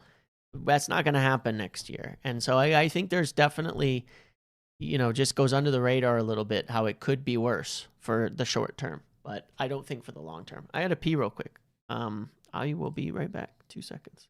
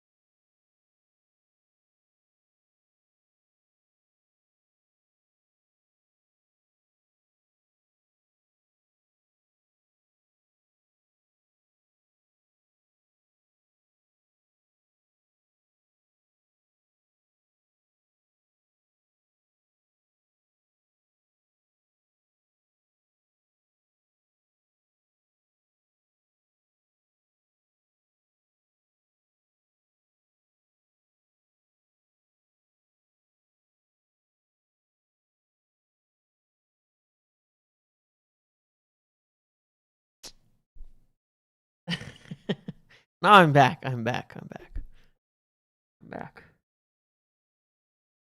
Commercial right on cue for the bathroom break. There you go.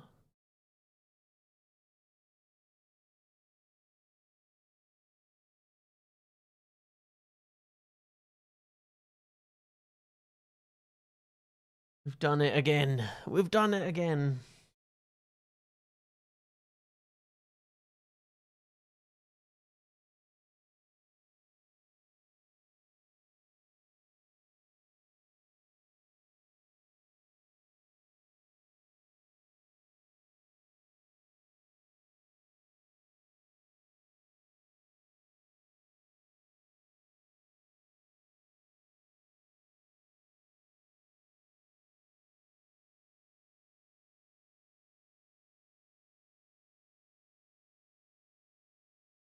Apparently, Endrick is coming.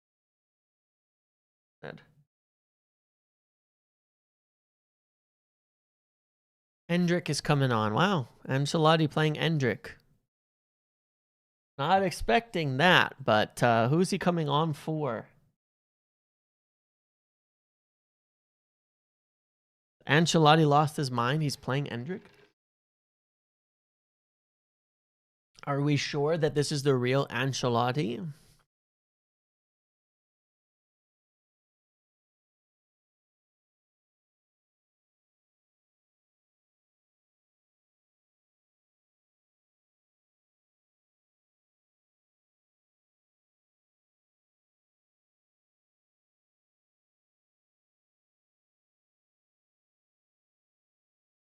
Is that it? Casemiro staying on. It's Paqueta. Yeah, so he's just made the change for Paqueta's injury. That's all it looks like. Endrick for Paqueta.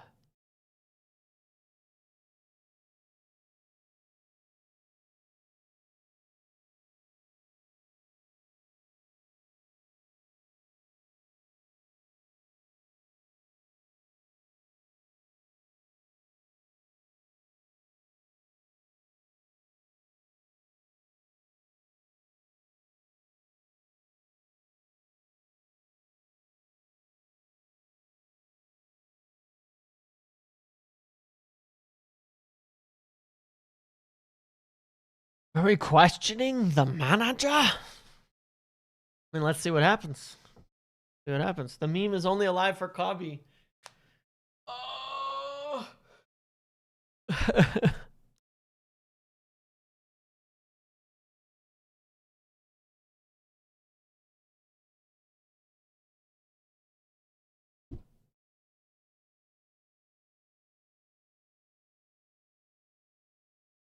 Get those Samba boys back to Manchester ASAP. Wow.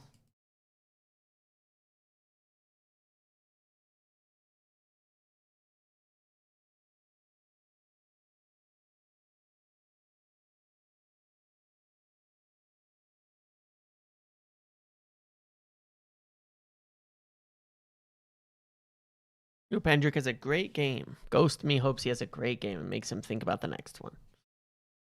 Indeed, indeed, indeed.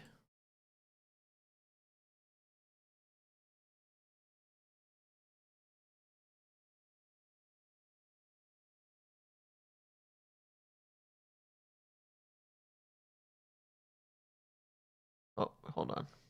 My timer. There we go. All right. Let's see.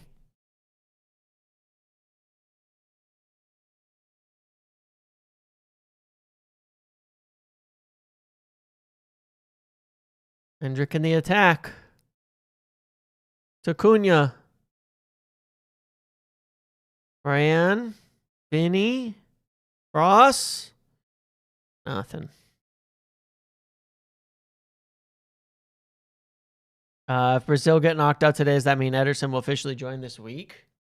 He could and then go on holiday. It's quite possible that he could come in, do his stuff, and go on holiday.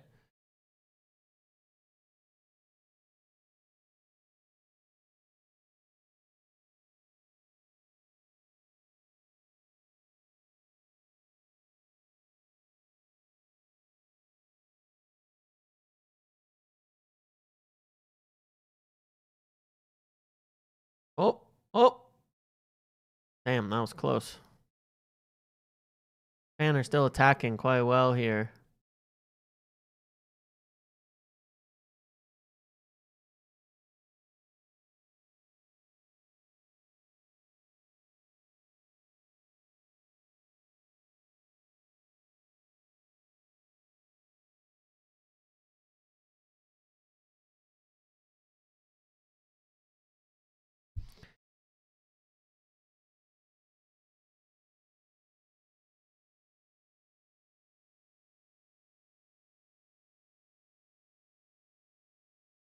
Oh, oh. And looked like they were in attack, but a foul call brings it back.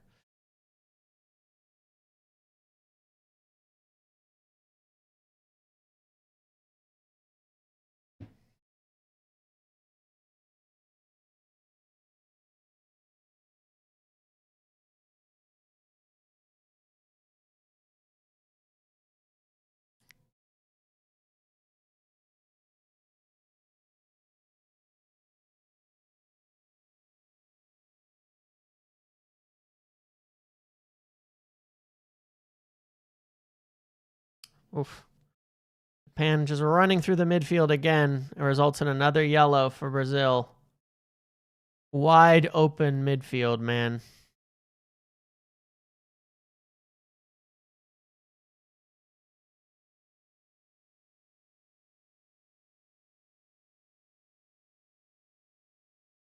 Danger.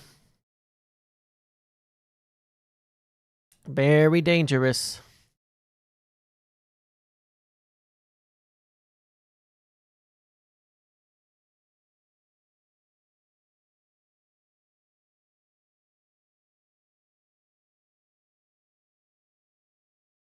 If only they had a less washed midfield option.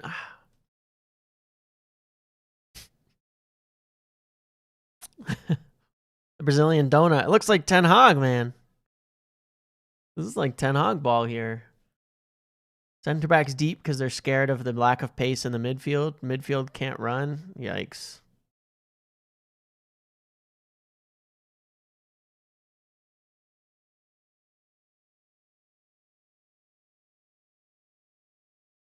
Yeah, that was a foul by Cunha, unfortunately, there.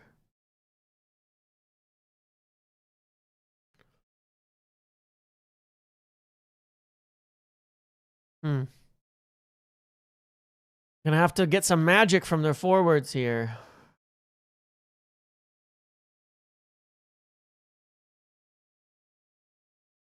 Oh, and Hendrick. Ah, unlucky. Ten Hagalati.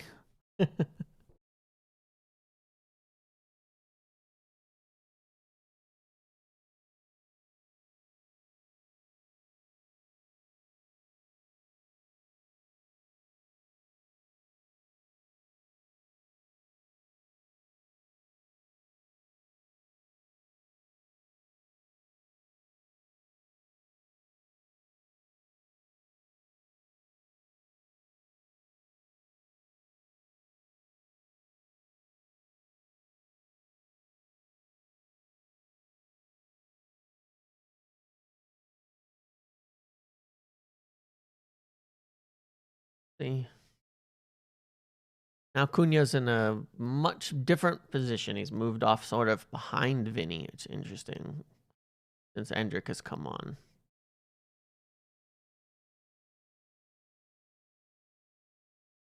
Oof, what a turn.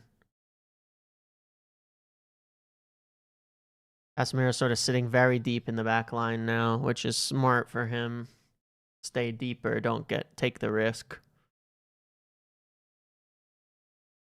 But it is meaning it's a little harder for Japan to get quite as much forward.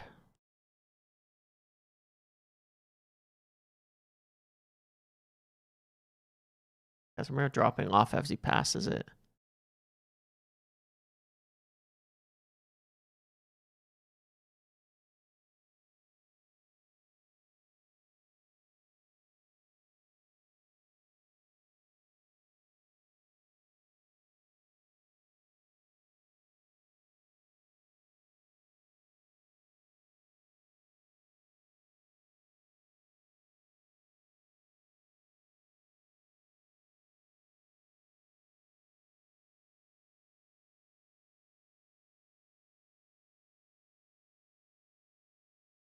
Better from Brazil here. They have some space.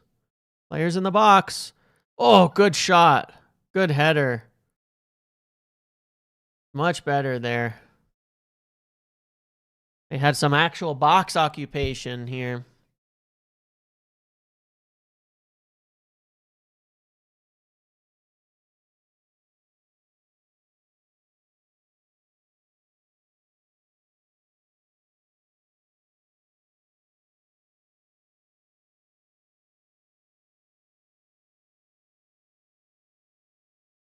Again, they have good box occupation.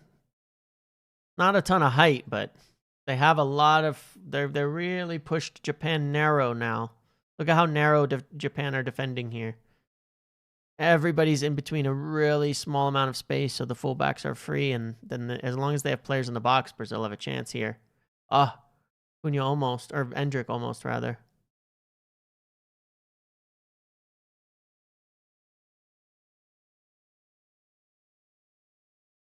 A ball's going to bounce to somebody for Brazil here, and they'll score. As if it continues like this. They're giving them way too much space outside. They have to... I know they're trying to just defend the attackers and double up on the forwards here. But they're going to have to... they're going to have to defend wide a little bit. Another good cross. Back in. That's in. Oh my God. How is that not a goal? What happened? What?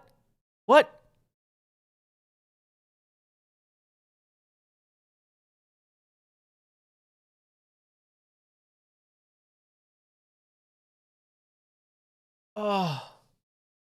What just happened?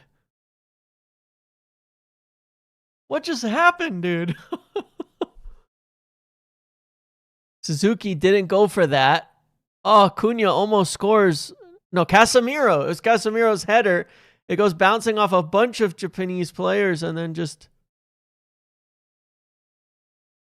That's crazy. Holy.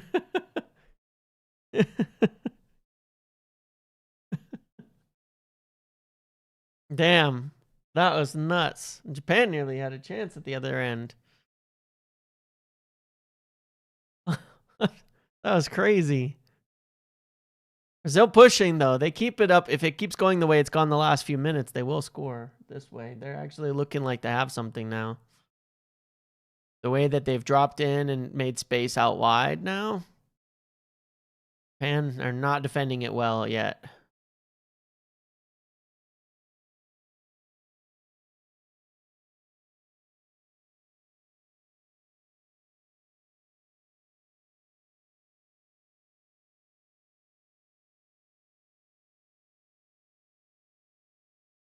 Yes, his name is cool, isn't it? Yeah.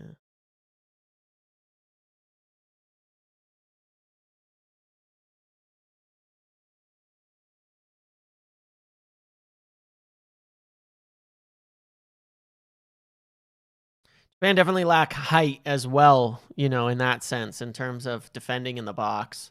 You have to say that. So if there's space for these crosses, they could be in trouble.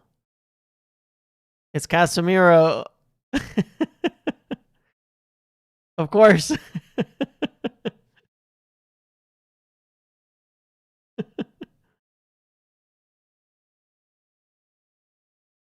Of course. 100%.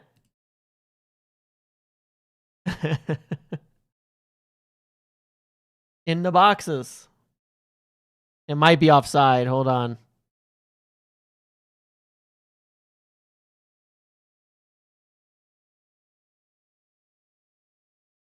No, it's onside. Onside.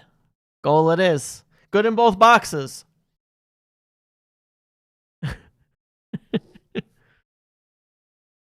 Yeah, well, yeah, it looks on.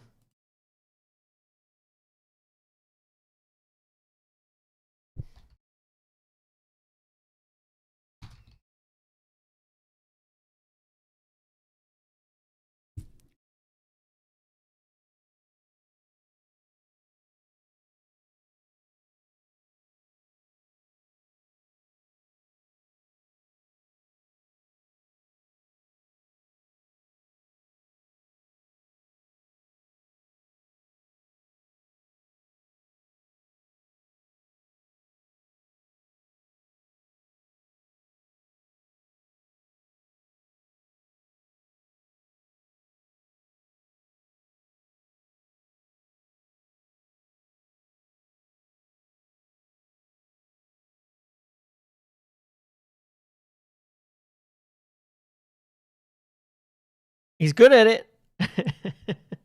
1 goal for, 1 goal against.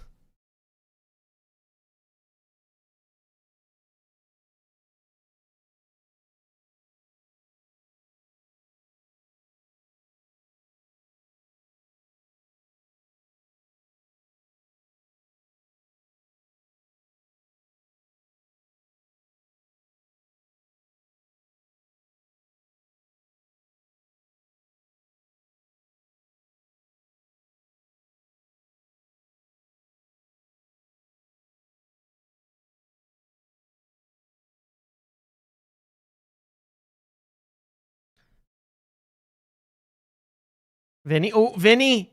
Oh my God, Vinny. Oh my God, Vinny.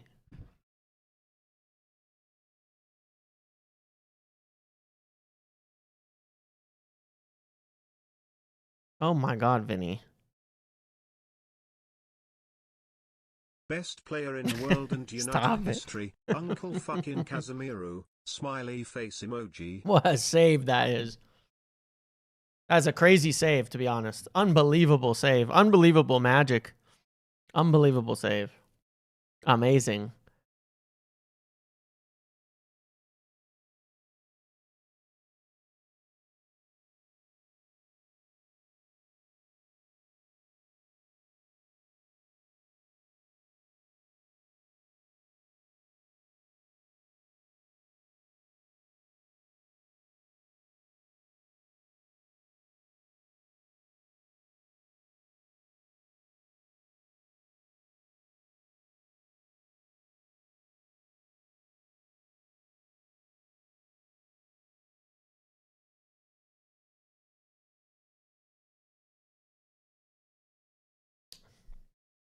He's been linked with Leeds. I don't know.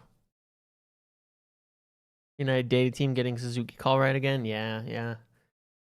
Good keeper. It would be nice, man.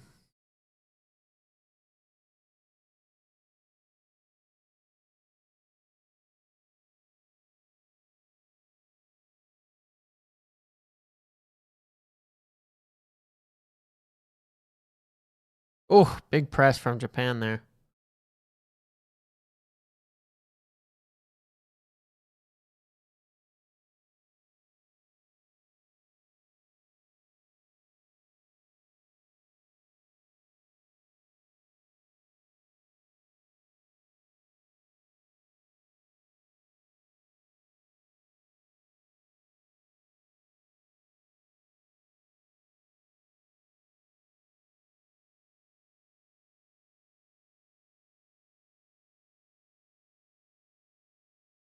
You asked AI about Spurs being a stalking horse? Interesting.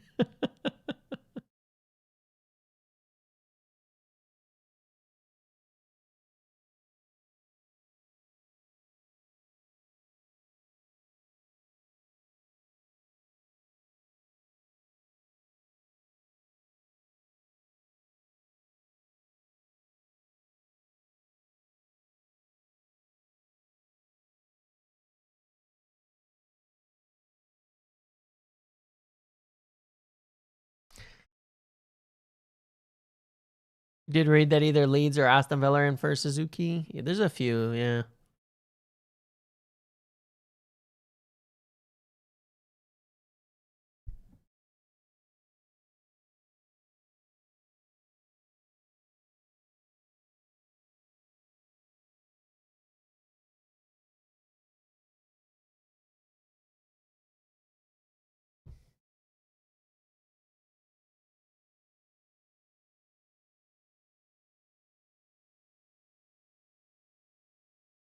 Good game.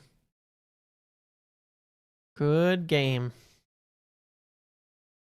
Could still go either way. Oh, Japan. Nope. Close. Close. Close, close. Guys, I'm going to have to go in 7 minutes. I have a call. I could mute it and sit here and maybe the call won't be that long. And then I'll be back done before it's over, or I will end. I'm not sure. I don't want to sit here for like 30 minutes muted though, but I'm gonna have to go at 30 after. So I'm not sure what I want to do yet.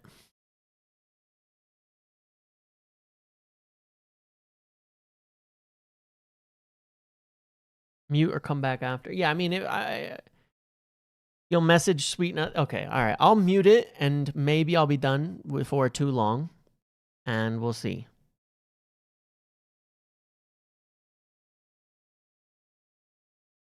And then we'll see if it's long or not. Oh, Unya, Ryan. Another cross coming. Suzuki's. Ghost Muppet is creepy. Yeah.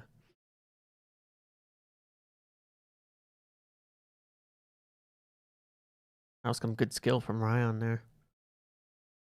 Well, more of the live stats up. Yeah, let me put more stats on the screen while I'm gone. So, yeah, as it happens.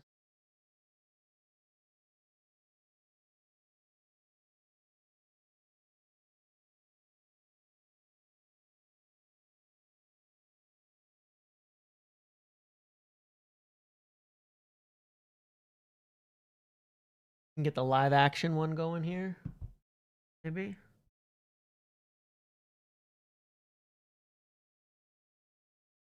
That's working at the moment. Oh, and might be in. Oh, shot, rebound. Nobody really attacking the box there, though.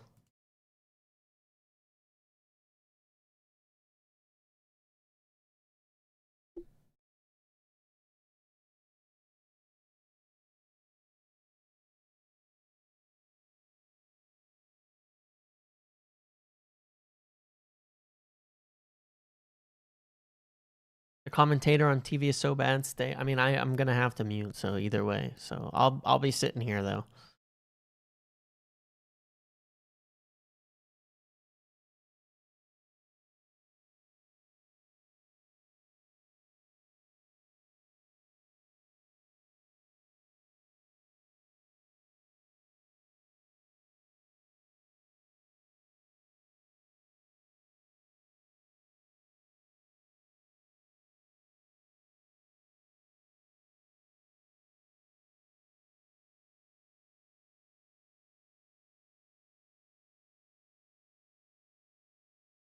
We did scout some good goalkeepers, it seems, between Suzuki and Lamans. They definitely found some good goalkeepers. Yeah, I've been watching almost all the games in Telemundo and because it's way better than the English announcers. Way better. Not even in the same World. Some changes coming? Who's coming on? Martinelli. Oh, for Cunha. Oh, no, man. I've just lost complete interest. Martinelli for Cunha, man. Oh, man. All right, they can go home. They can go home now.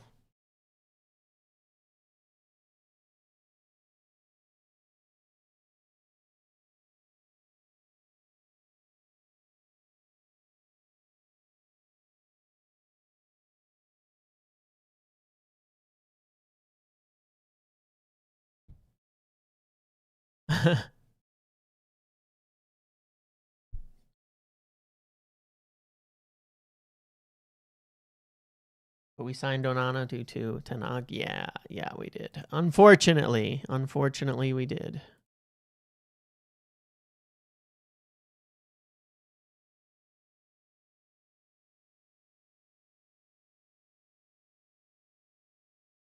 Vibes are top. Yeah, that's how it is, man. You don't have to understand it. Cast might as well be moved to fault. You know, I mean, essentially get box occupation and then just have him move up into the box. That's all you really should be doing. He's like literally an attacker at this point, like where his value is. I think Japan might be overplaying the defending here, to be honest. I think they might be overplaying the defending here. They seem like they're being almost overly too careful to not like get hurt, and they're afraid to attack Brazil now, but you can attack Brazil. I definitely think they're defending too much. You can see Casemiro pass and then runs back post each time.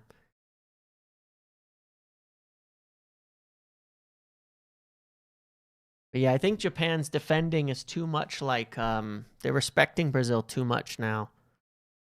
Acting like they have to whack it away every single time. I'm not sure they do. Again, they just lump it every time. All right, I got to take this. I'll be back.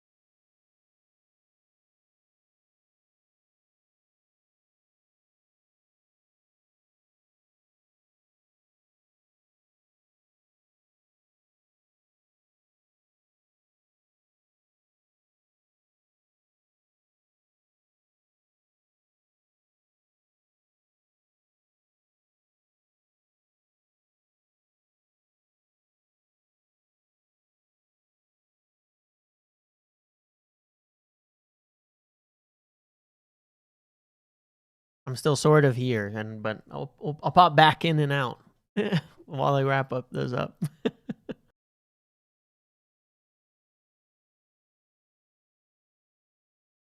Feel free to engage with Ghost Me in the meantime.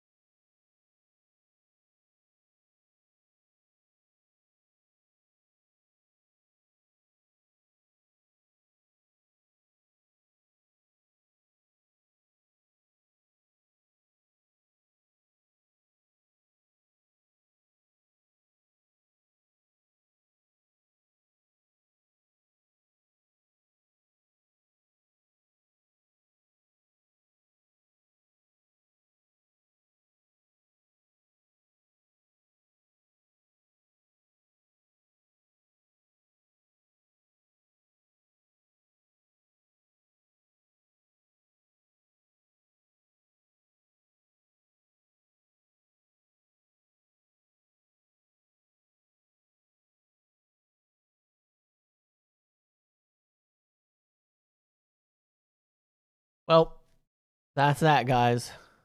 It looks like the end, doesn't it, for Japan? Heartbreaking, but I think they paid Brazil just too much respect after that goal, and it was always coming.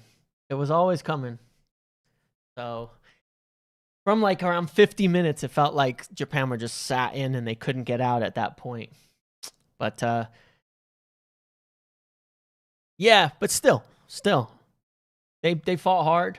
It was very close. Brazil obviously deservedly through in the end, and there you go. Time goes on. Interesting game. Crazy game. I'm not so confident in Brazil to be moving forward, though, to be honest.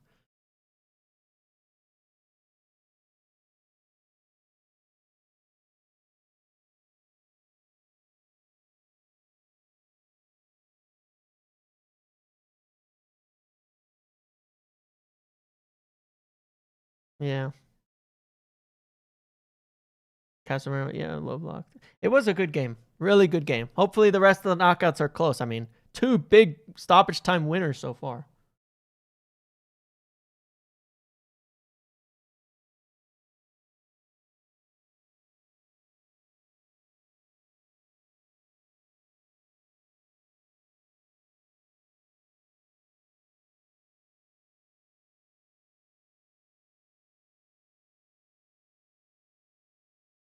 No, I don't think Brazil will win.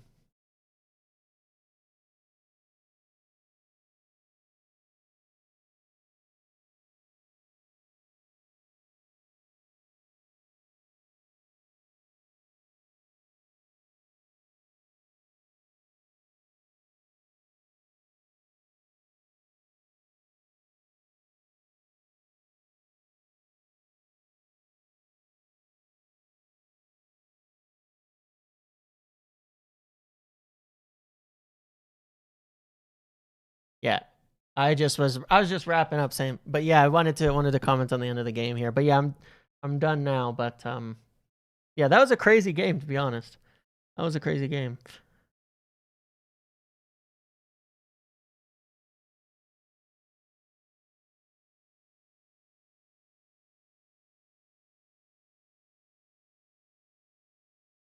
I think that I would say that you're empathetic. Yeah, it's hard, man. It's hard watching him struggle with that. Casemiro's season summed up in one game, pretty much.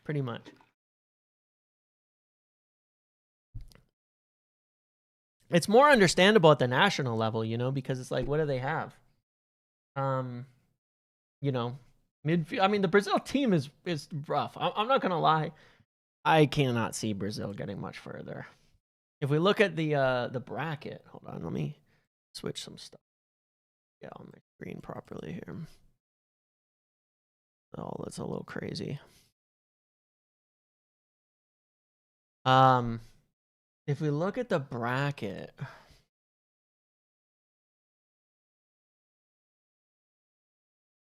yeah,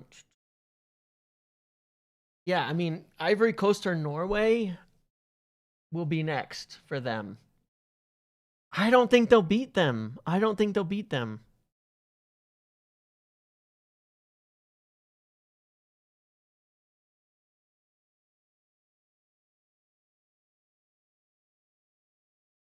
I don't think they can beat them. So I don't think they'll beat Ivory Coast or Norway. Ivory Coast and Norway look really, really, really good. That game's gonna be nuts. It's too bad they're on the same side because, yeah, that was crazy.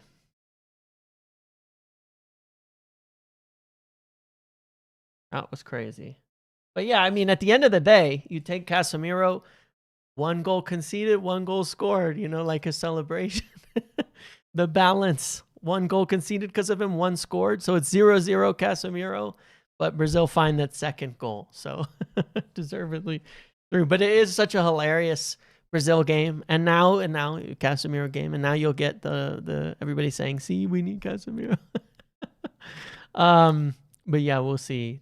Did he come off injured? I did miss that. I was looking at something else at that point because I was just trying to wrap that call up. Did he actually come off injured though? Crazy.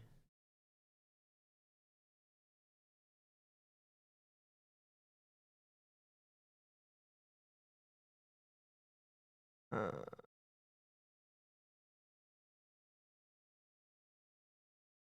couldn't tell if he was injured or if it was just like just coming off because it was planned and something. It was hard to tell, to be honest.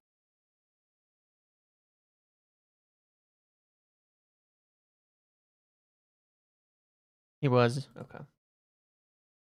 All right. Well, so it is. All right, guys. Well, I'm gonna end it there.